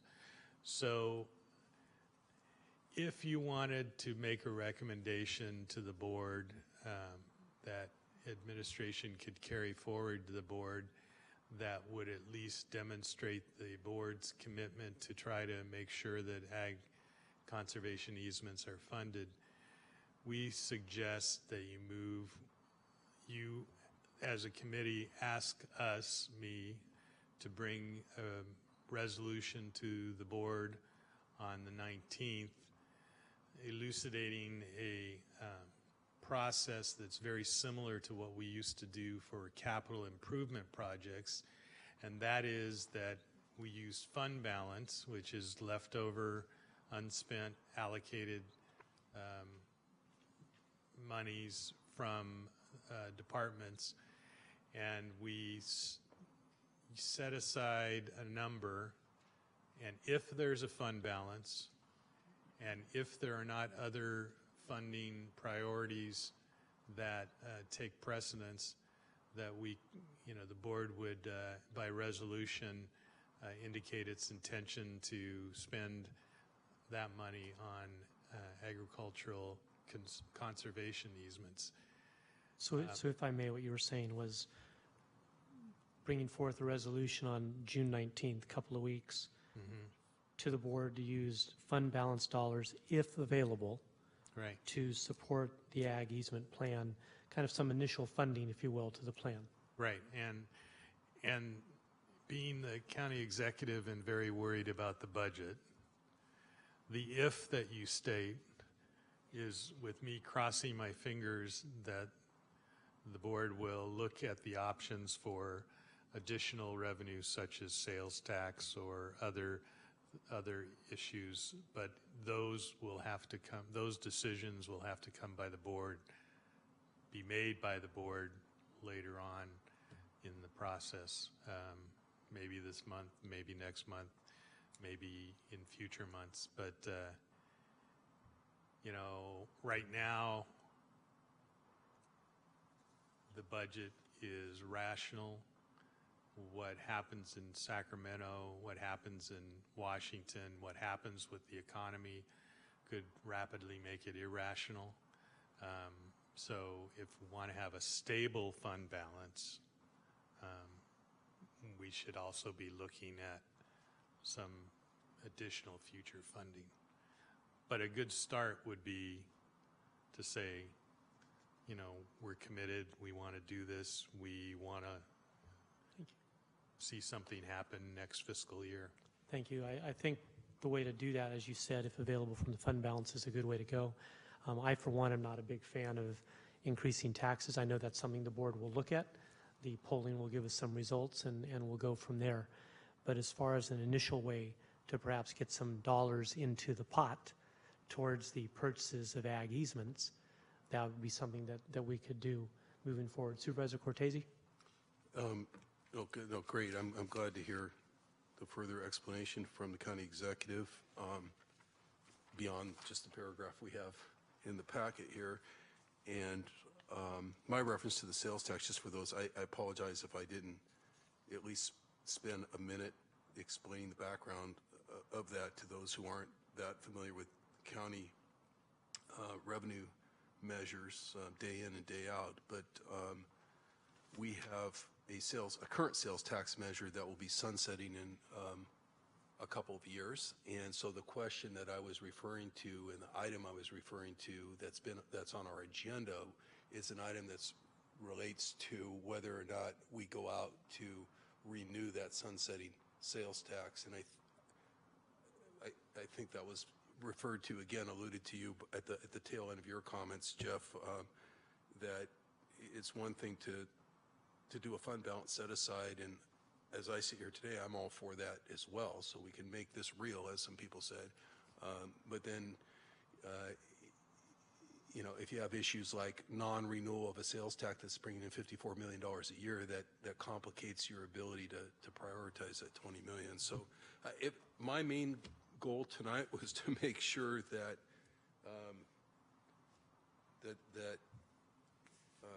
this somehow didn't just become an item that we discussed at the task force and we don't come back again until June and have to come back to this task force and say, well, we had an opportunity in early to mid-June to talk about this one option right here, but we hate to tell you we just kind of whiffed on that and we didn't talk about it. So so my main goal is to do that. So do you need something from this task force? Are you capable of, I don't mean capable, but are you able is a better word, to just tee up that discussion at the Board of Supervisors meeting or respond to questions that Supervisor Wasserman and I might ask? Well, we could do it just from administration, but I would think that it would be probably better for the task force to essentially make a referral to administration to come back on the 19th with a resolution, in the sense that, you know, as you well know, having a task force or a committee supporting something is a strong message to the rest of the board that this is a high priority. Thank you. Well, Bill, let's go to you first, and then we'll ask that question and see how the committee feels. Can we make that resolution Bill, if you'll tonight? talk into your microphone. Oh, I'm sorry. Can we make that resolution tonight? We can make the recommendation that a resolution be brought forward. Okay. We can do that. But what was your question? Actually, my question is I think the cities, and Morgan Hill's taken advantage of it. They have, through the development, they take money from the developers And, oh, I'm sorry, I'm sorry, let me get that out. The cities I think we should be working closer with the cities. I'm not saying just Morgan Hill, but San Jose and all the cities there in North County, and sell them on how good our ag is down there and bring them out there and show them our farms. But I think they need to look at, there's ways of not having to tax, maybe. That's why they set me next to Jeffrey, so I could help them. But I think there's ways of getting money without having to make a long deal out of it. And I'd like to, I think there's a lot of money and there's a lot of development going on. And it's a good time to take advantage of it. So I don't know if how you approach that, but I would approach Morgan Hill has a program, Gilroy should have a program, San Jose should have a program, all the way up the peninsula. And I think we need to start talking to the cities, and maybe with the help of LAFCO even. You know, if they're so interested in preserving ag, let's go after some money up here. Thank you. Do you have another comment? No, I appreciate let me just say I appreciate what Mr. Keala, is talking about. All of us on the Board of Supervisors have served at the city, at the municipal level as well. And there, because of the nexus, because you're doing pretty intensive development, land use development at all times, or so it seems, and contiguous to areas where you need parks and open space. So we'll have, for example, park dedication ordinance that draws a nexus between the impact of development and the need for money for open space. We can certainly have our county council look at that type of thing here. I think the challenge becomes that the county isn't really doing development and land use in these areas. In fact, part of the objective obviously here is to do the opposite and to conserve.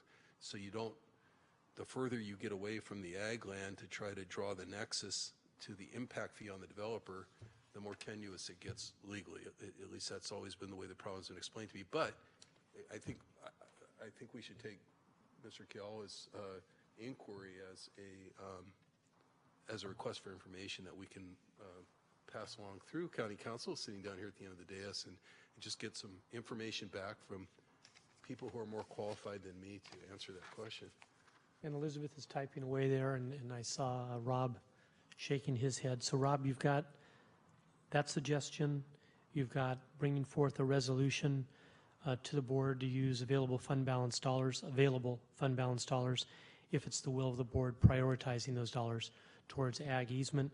And there was also that, should we go forth on polling regarding the sales tax measure, that we include ag easement as one of the potential uses of those tax dollars as a community benefit, county benefit.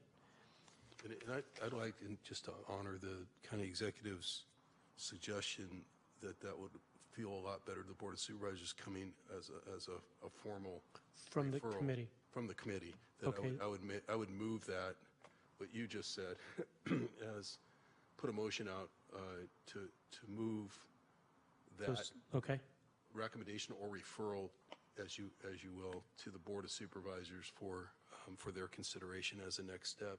Thank you. John, your microphone is still on. Did you have a comment to make? I have a Or quick Kevin? question, if I may. Just a quick resource, a potential resource for your polling work. There's an organization called the Trust for Public Land with a local office in San Francisco, and they have a finance division that provides advice to local agencies and governments to help gauge the level of public support for different conservation programs, and maybe a good resource. They also have an online database of measures year by year by year going back for many years of organizations, municipalities, and county governments throughout the nation and what their programs are about and what the source of fundings are. And good resource and readily available. Appreciate that. So committee members, we can do it really by consensus, I think, Elizabeth. We have a motion, but you've heard what the three items are. Is there any dissent from that? Do I have nodding heads? Okay, bringing those items forward. One thing that has been brought up to me several times, I just want to toss out there, and people were hearing about this idea, wondering how it was going to work, how tax dollars were going to be used. They were saying to me, well, use tax dollars and you use an expressway and everybody uses it. You use tax dollars, you build and buy and maintain a library and everybody uses it. Use tax dollars to buy open space and parkland for people to use. And so one of the issues that this committee, I think, is going to have to wrap its hands around, and our speaker helped out a bit for me by bringing up preservation of the water, the scenic views, the preserving rural and ag heritage, those kinds of things. But we're going to have people asking us tax dollars to acquire private land, ag easements prohibiting development, but not allowing the public to go on, use those lands. And that's something I know, there's Peninsula Open Space District, all the various organizations that acquire land, open to the public, not open, but those are more private dollars. When tax dollars are spent, there's an expectation as far as for public use. And that is an issue that has been raised to me 2 or 3 times just in the last 7 days, knowing that this Ag Task Force Committee has become a reality. And we're talking about sales tax dollars, we're talking about general fund dollars, we're talking about whatever dollars. Those are tax dollars, public tax dollars rather than private monies. When private monies acquire a piece of property, they can open it up to the public or not. When tax dollars are used, it's often for public benefit. And our speaker, Bill, who's here, maybe he's on his way back, was brought up a couple of reasons, justifications, if you will, of how tax dollars can be used to purchase an ag easement, but still the property owner retains private ownership. And it's not open with like, here's an ag easement, come visit my farm, public. So that's something I just wanted to toss out because I've heard several times this week. We have it covered. I think we're moving in a good direction. We have a couple of different ways that we're looking at funding sources, at polling sources, and I think that covers item 7. Is there any other comment from any committee member on this? If not, we'll consider the report received and you've got some direction. Thank you. We'll now move on to item 5, which, yes. I was curious Yes. about the sunsetting tax. What was that? $54 million a year? What is it used for now? The sales tax? Yeah. That represents a small percentage of the county's revenue. Right. And it renews, goes into general fund. So every 10 years, how long, 20? Yeah, and about half of it, well, 20 million, I'm sorry, in this budget is budgeted toward maintaining current services, and then there are a number of projects, mostly in health and social services and reentry and some other projects that don't have additional other funding where the rest is divvied up. So it's basically for combination of preserving services and adding new services, but it's going to expire in 3 years. Because if you don't extend it for that purpose, then those purposes will be underfunded. Yes. Right. Exactly. Right. And it's depending on what organization you're with or represent. On the one hand, it seems like a lot of money. On the other hand, our budget here this year is $7 billion. We spend $19 million a day. So 50, 60 million. At the one hand, if we didn't have that revenue, we would lose $50, $60 million of monies to fund whatever services they're currently paying for. And it's general fund money. So that's hopefully something we can get to continue on. If I can just comment, and again, I'm sorry not to elaborate more. I mean, the options are wait until the next election cycle just before it sunsets. It's like Bill was saying, sometimes you go earlier if you are going to attempt to renew them, just in case you end up needing 2 shots at it. The board hasn't made that decision, so the board could say, hey, we set this up for a 10-year sunset. It's sunsetting, enough already. And then a third option would be the board saying it's an 1/8 cent. We could, if justified, go out to the voters to extend it plus. So there's those options. What I was trying the conversation or discussion I was trying to tee up with the board is, since we're having that discussion coming up anyway, can we please throw this into the mix exactly for the kind of reasons that you're talking about? Funding to go towards the ag easement. But the parks just redid their, every 10 years, their ballot measure. Bill talked about them redoing theirs. The reason we want to redo ours early is if it happens to go south, then you've got time to make plans, or as he said, try again in the next election. I was just trying to understand if you're going for slightly more than you're going for this that you have No, right now. no. What will be discussed in an open and public meeting, agendized meeting next week, will be A, the continuation of the existing one that is set to expire in a couple of years, and B, the discussion of an additional one. So two separate.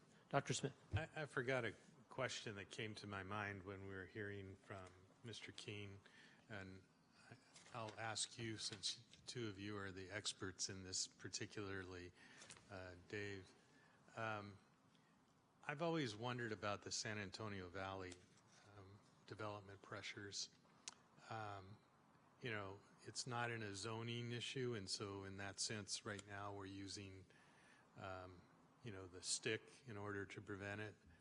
But it is relatively easily accessible to Livermore, and one can imagine a world where that becomes, you know, a lot of pressure to either develop or change the uses there.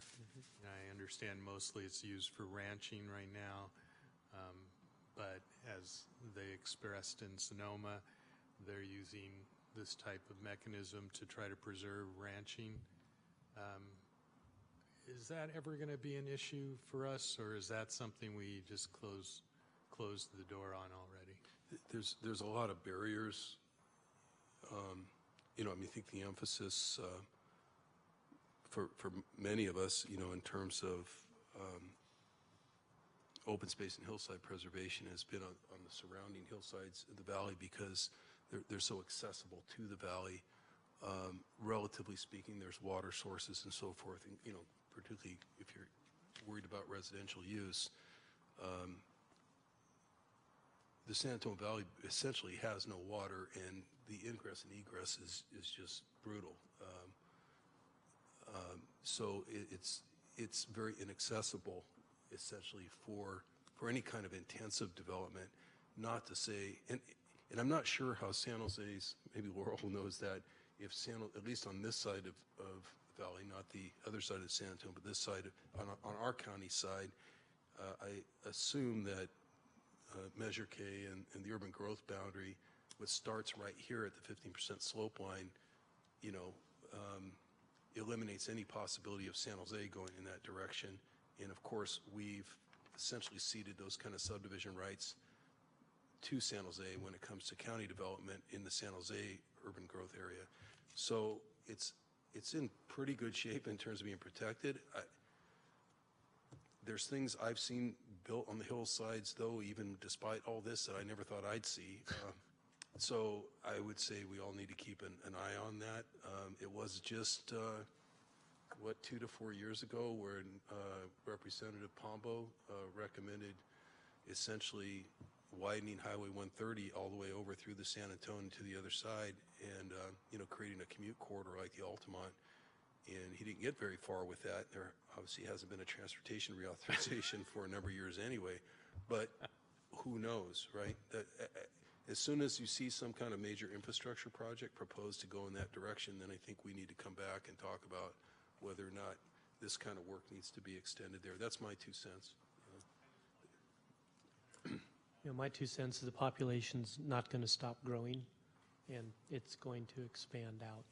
And so there has to be collaboration between the county, the cities, the private entities, agencies, organizations, et cetera, to manage that growth as smartly, that's an adverb, manage it as smartly as possible, preserving the open space and the ag land and the farming, and still increasing our housing with, you know, high density as much as possible. All right, in the spirit of time, let's move on now to item number 5. I don't have any speaker cards for 5 yet at this time. Robin Kirk, I'm sure the 12 people here have read your entire 80-page report, And just full disclosure, I want to say that Supervisor Cortese and I had this presentation presented to us during the Hewlett meeting. And what has happened is the board gave direction to Planning and Building Department to look at the rules that we have regarding agricultural worker housing, to try and streamline and simplify the process. And what's before you today, a couple of different variances, but really it's to allow by right agricultural worker housing on agricultural facilities, compounds, farms, etc. And there's a number that's recommended by staff. It came to Hewlett. Supervisor Cortese and I heard it. We had an open and public meeting. We unanimously approved its acceptance and approval going forward to the board, and we're hoping to get that through. But at the end of the day, what we're trying to do is we're trying to help out farmers, and we're trying to help out the agricultural workers that sometimes have to commute in an hour or two to get to where they are to work. Agricultural housing is currently allowed by the county, but the time to get it approved, the cost to get it approved is relatively significant. So they've come up with a way by looking at best practices elsewhere to streamline our process, and in fact came back with a recommendation to allow a certain amount of ag worker housing to be allowed by right. Okay, so if you've got a farm, if you've got that going on, you have basically a right to have it, a certain quantity, not any amount, and there's certain parameters put on it. If there's something briefly you can add to what I said, and then I'd like to open it up to any questions for you from the committee members. I just wanted to thank you, Supervisor Wasser, for making the staff report. It's the easiest. You got it.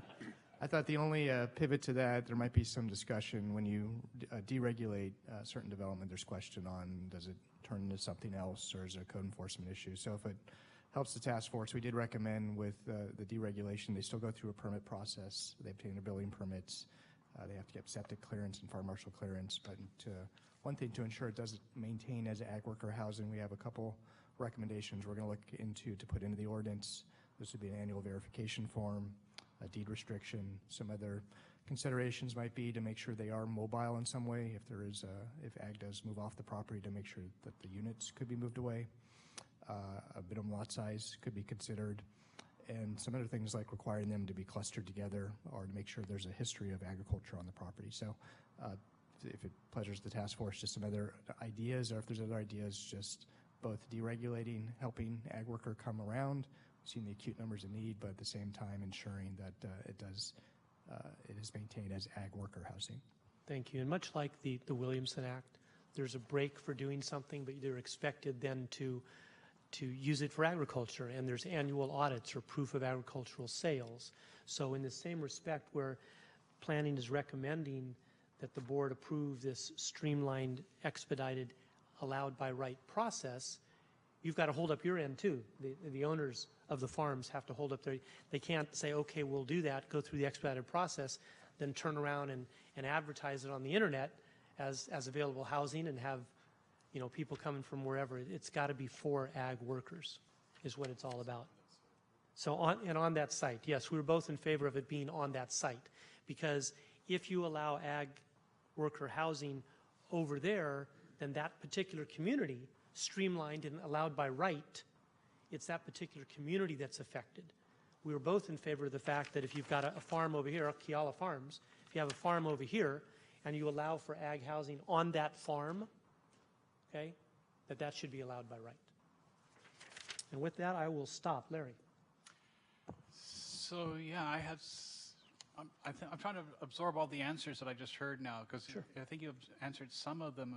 It'll all be mobile homes, movable homes. They would not be permanent structures. Please respond.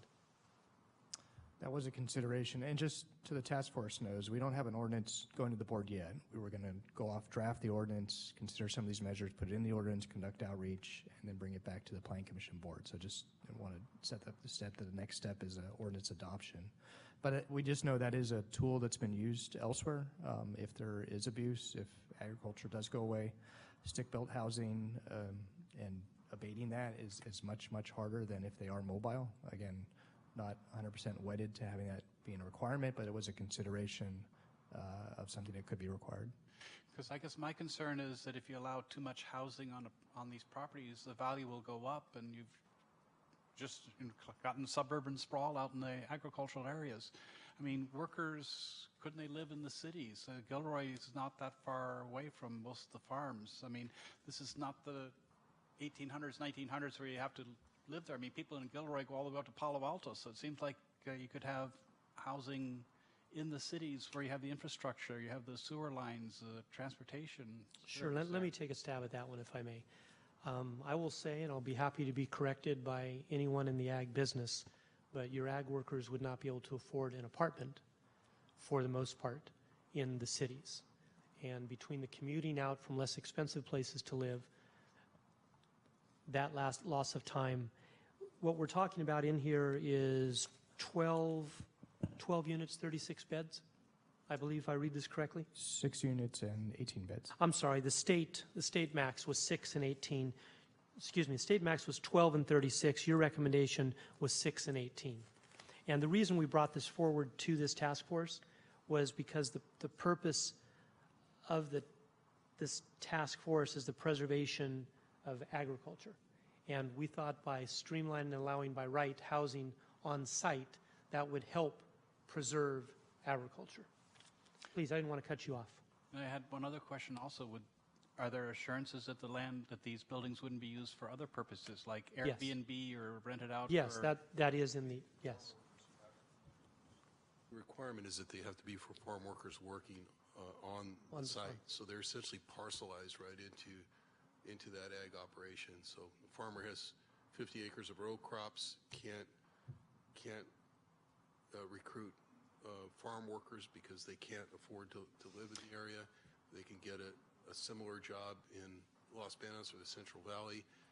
A perk, they'll be able to offer to at least have enough people to come in and pick the crops or weed the fields or whatever they're doing. Irrigate would be this, we think, kind of a minimalist number of mobile units. We're essentially, if you want to go back to the history of it, there was a lot of discussion about trying to alter and modify the county's old RV park policy, which would cover much more than just farm worker housing.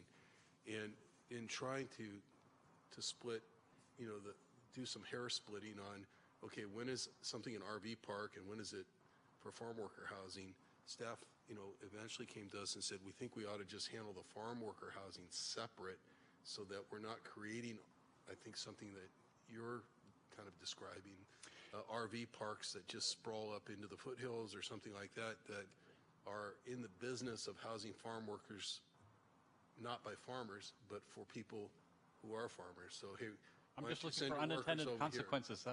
here?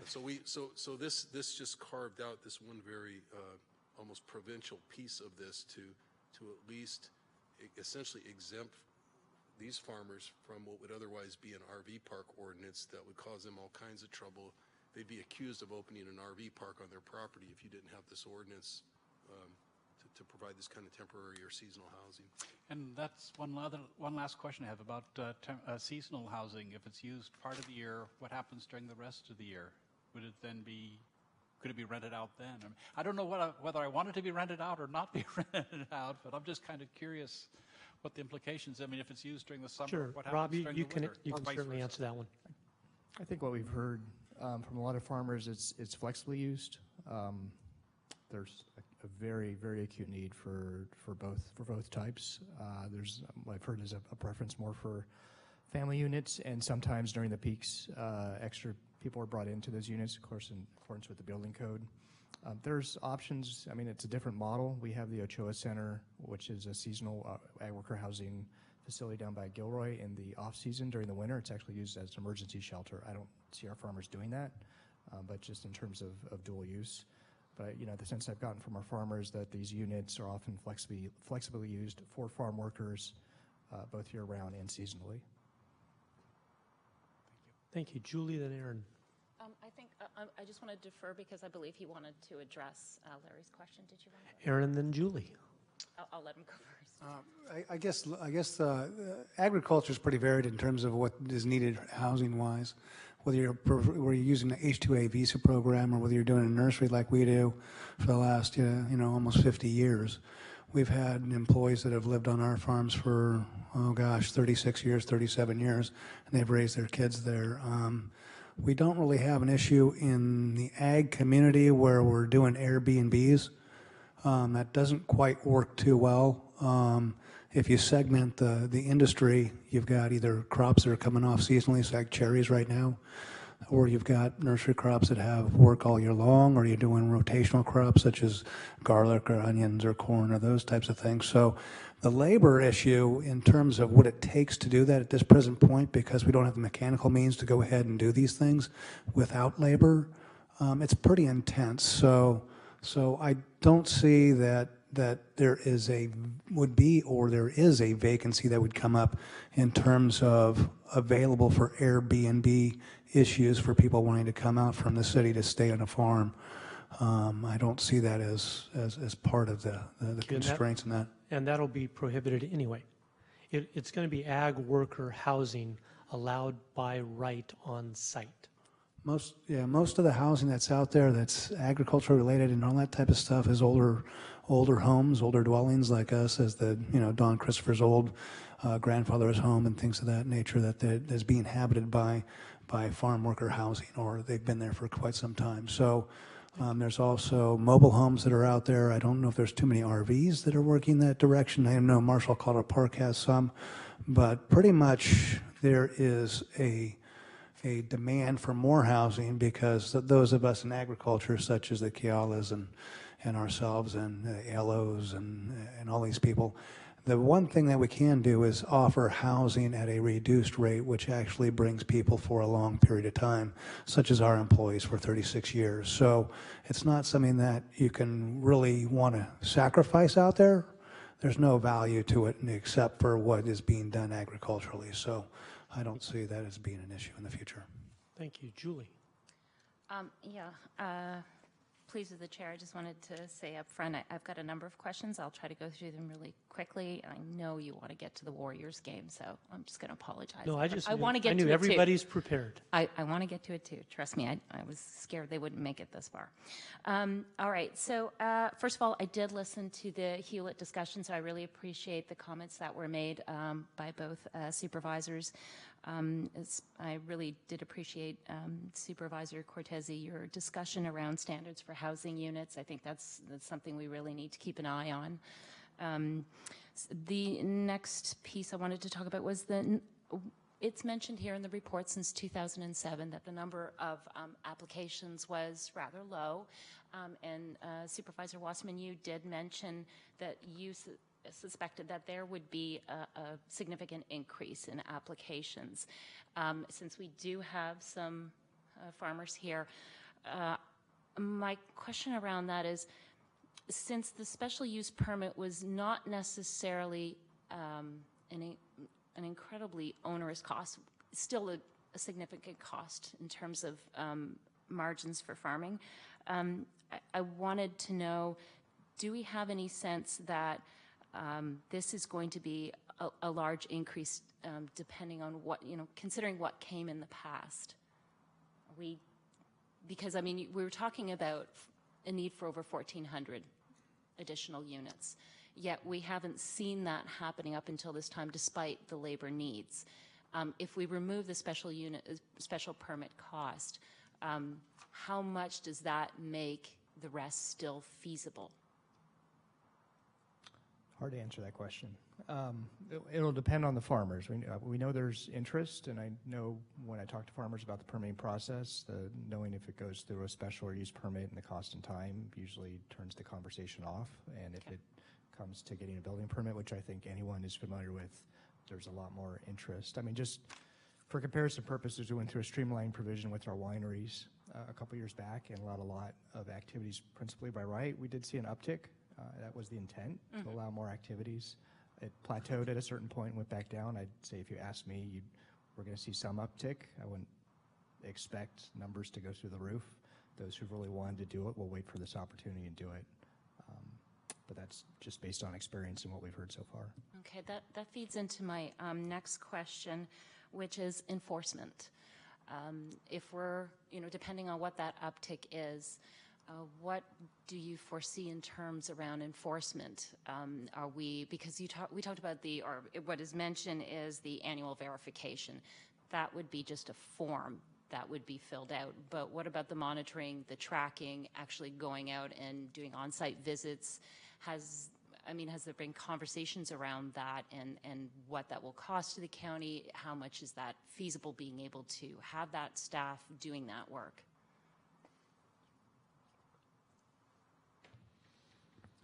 Yes, Kirk Gerard, Rob pointed to me because I've got experience managing a program that works something like this. And the annual reporting does work very much like the Williamson Act. And if a farmer is going to verify there's a particular occupant and they're getting their primary income from the farm, you can pretty much rely on that in general.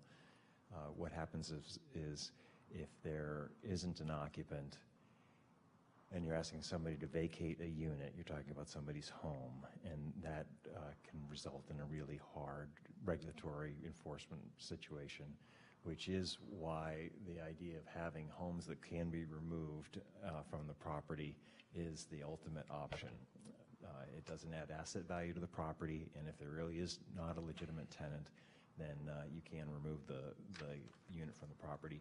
And this program can be set up so that there's a financial mechanism so that if the owner doesn't voluntarily do it, the county could take the bond and actually have the unit removed as an ultimate enforcement option. Typically, you don't have to get there, but if you have that capacity, then everybody that's a participant in the program understands that it's serious, that it really does need to be occupied by a farm worker. Okay, so but these details, if I will, are, as was mentioned, we are going to be getting input on this as an ordinance from the general public. We'll have an opportunity for the Planning Commission, ultimately to the board, to discuss these variables and then apply the appropriate enforcement framework given the demand for housing. And I'll say, though, that here's the policy issue. Our general plan says we don't want a lot of housing in agricultural areas, but we also have to provide for the agricultural housing needs of our workers. And so that's the optimum we're trying to achieve. But I think Aaron hit it. There's two things going on: reducing the regulatory burdens, but the demand for housing is increasing dramatically because of the scarcity of agricultural labor, and that is happening in Monterey, in Salinas area, and that we've gotten a lot of feedback that farmers say if we can offer housing, then it's going to go a long way in helping us with our labor problem. And that has grown exponentially just the last, I don't want to tell you, but we've heard in the last 2 to 3 years this problem has really gotten serious. So we expect a significant demand, and it is satisfying a major policy objective of the general plan. Yeah, and I appreciate that as a member of the Food System Alliance and having Joe on it. We've heard plenty, and I've obviously had discussions with farmers before. This is a cross-country issue, the labor issue. So it's not that you have to sell me on it. I'm sold already, and I understand actually, as you mentioned, that this is going to be a process that you've been directed to start it, get going on it. So this is not going to come back to this task force in its draft form, will it? Because that's not on our plan. So our opportunity for input on the draft will be through the public process at the Planning Commission or the Board of Supervisors as individual task force members. That's correct. Okay. And then finally, just one more question, well, a couple of questions, but I wanted clarification around the, and it was Supervisor Wasserman who his comment sort of brought this to my mind.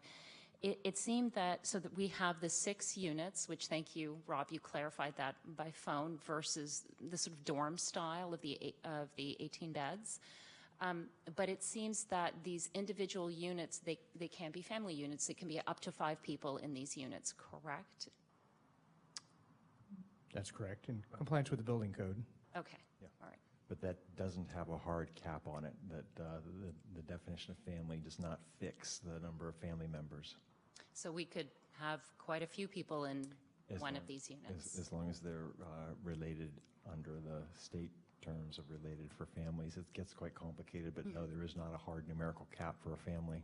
Okay, all right, thank you for the clarification. And then obviously, or not obviously, but this is not, I mean, the test for how it might affect natural resources in terms of groundwater supply and whatnot, that's through the building permit process and on-site wastewater, if we have They would have that to- issue, because we're not going to have CEQA if there's going to be an amendment of this Right. They would zoning have to get ordinance. septic clearance and environmental health would look at the potential nitrate influence design. They'd have to design the wastewater system in a way that doesn't result in an uptick in nitrates. And within that also effective potential drought, say if there's a well, I mean, this would be well water, would it not, for these units? Typically, there's a few areas where there's private water companies or shared wells, but most of the farms we think are coming off of a private well. Okay, so that issue would be looked at as well, correct? Correct. All right, thank you. And then, let me see, was that the end of my questions? Oh, really going to be interested, because Supervisor Cortese brought this up, and I really want to delve further into this as well, outside of this task force, but how we're going to manage by parcel and decide what is allowed on a parcel size and the proximity of parcels, a lot of other questions around that. So definitely looking forward to seeing this process go forward. I know that the farming community, I'm sure, will be really happy to see this happening.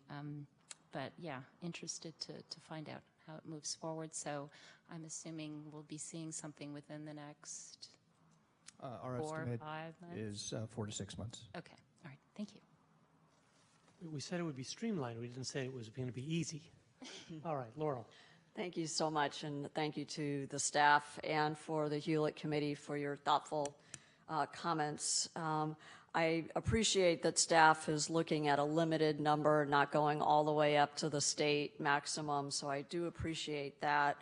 And I recognize that you still haven't put together the specific ordinance, but I do have a couple more detailed thoughts on top of what you've already heard tonight for your consideration. I know you talked a little bit about the verification form and enforcement, but I guess I'm thinking of it more from the worker perspective in terms of inspections to make sure that the households are safe and that they are meeting, code compliance. So more from kind of the worker safety. So it does relate to the same issue of, are there going to be resources to inspect and make sure that the foundation, especially if it's temporary, are the foundations solid? Are all the systems still hooked up? So just thinking longer term, and especially if families stay for 30, 40 years, that's very impressive in terms of that kind of longevity. Because he's such a nice guy. Yeah, so how then does that housing stock survive and maintain its safety? The other consideration I have is that, with certain farm operations, there are limitations in terms of distances between where people can live and where certain agricultural practices, herbicides, et cetera, can be applied. So would the ordinance include like a 1,000-foot buffer or some kind of, I know later on in our process we're going to be talking about ag buffers and, how do we protect the agriculture, but then similarly, how do we also protect the people who are living and working there? So I would just ask that we look at what those separations would be. And then I guess when I looked at the proposal, it would be all rural zoning districts, agriculture, ranch lands, hillsides, and rural residential. And I assume this would be county-wide. So this is not an ordinance just for the agricultural resource area. So I would actually strongly suggest that you not include ranch lands or hillsides just because of your other policies around slope density and that sort of thing. Maybe start small with agriculture and rural residential, see how it works, and then if the board feels, okay, this is working, let's now expand it. And I say that primarily because of my experience working with by right projects. So if you get 6 housing units, the landowner does their best in terms of where to site it. The building staff are not going to look at site considerations. They're not going to be looking at, is this on a steep slope, and that sort of thing. So just given the other land use policies that the county has, I would urge you to be a little cautious to make sure that, you know, that your building staff can really implement this without it being too challenging. So those would be just some of my recommendations and considerations for you. I think it's clearly something that is needed, but a lot of it is going to be in the details of how this will work. So thank you. Thank you. Bill? Yeah, Rob, I'm going to shoot a real quick 3-pointer. You guys did a great job. I read through the report a couple of times. Everything's pretty well covered in there. You got permits and stuff that have to be complied with. And but I would like to see that presentation. If one of you could be at the next Farm Bureau meeting on Tuesday, make that presentation. Let the Farm Bureau work it over a little bit. There's no Warriors game on then, so I think that's absolutely doable. I'm done. Thank you. Good. All right, I think that concludes the comments. We didn't have, Aaron? If I could be just really quick on the housing security and things of that nature in terms of ag production. Our housing is registered with the state and they inspect us annually. So it goes through that type of an inspection application where it's, you know, safety and health concerns are reviewed and gone through. So that's one thing on the safety. And as far as ag usages and stuff like that, the regulations of our reporting and how we do things, you know, we're a smaller enterprise, but a lot of larger enterprises do the same thing as we do in terms of notification and notices for both employees and other people that might be traveling through our areas in terms of the tools we use to go ahead and protect our plant materials. So just to let that known. Thank you. I can tell you, and they'll confirm, health and safety standards will not be compromised. That's not what the expediting, streamlining is all about. This whole issue came up, as Supervisor Cortese mentioned. We were talking about looking at expanding how we define RVs and allowing more RVs because that's affordable housing in areas where RVs are allowed and length of stay. And then they brought up the idea, the much needed idea on ag workers, and we decided to separate those two. We moved slowly enough here at the county not to handle 2 issues at once. So we're going to handle 1 issue here, divide and conquer. And you've done a great job bringing ideas forth for all of our consideration. Thank you.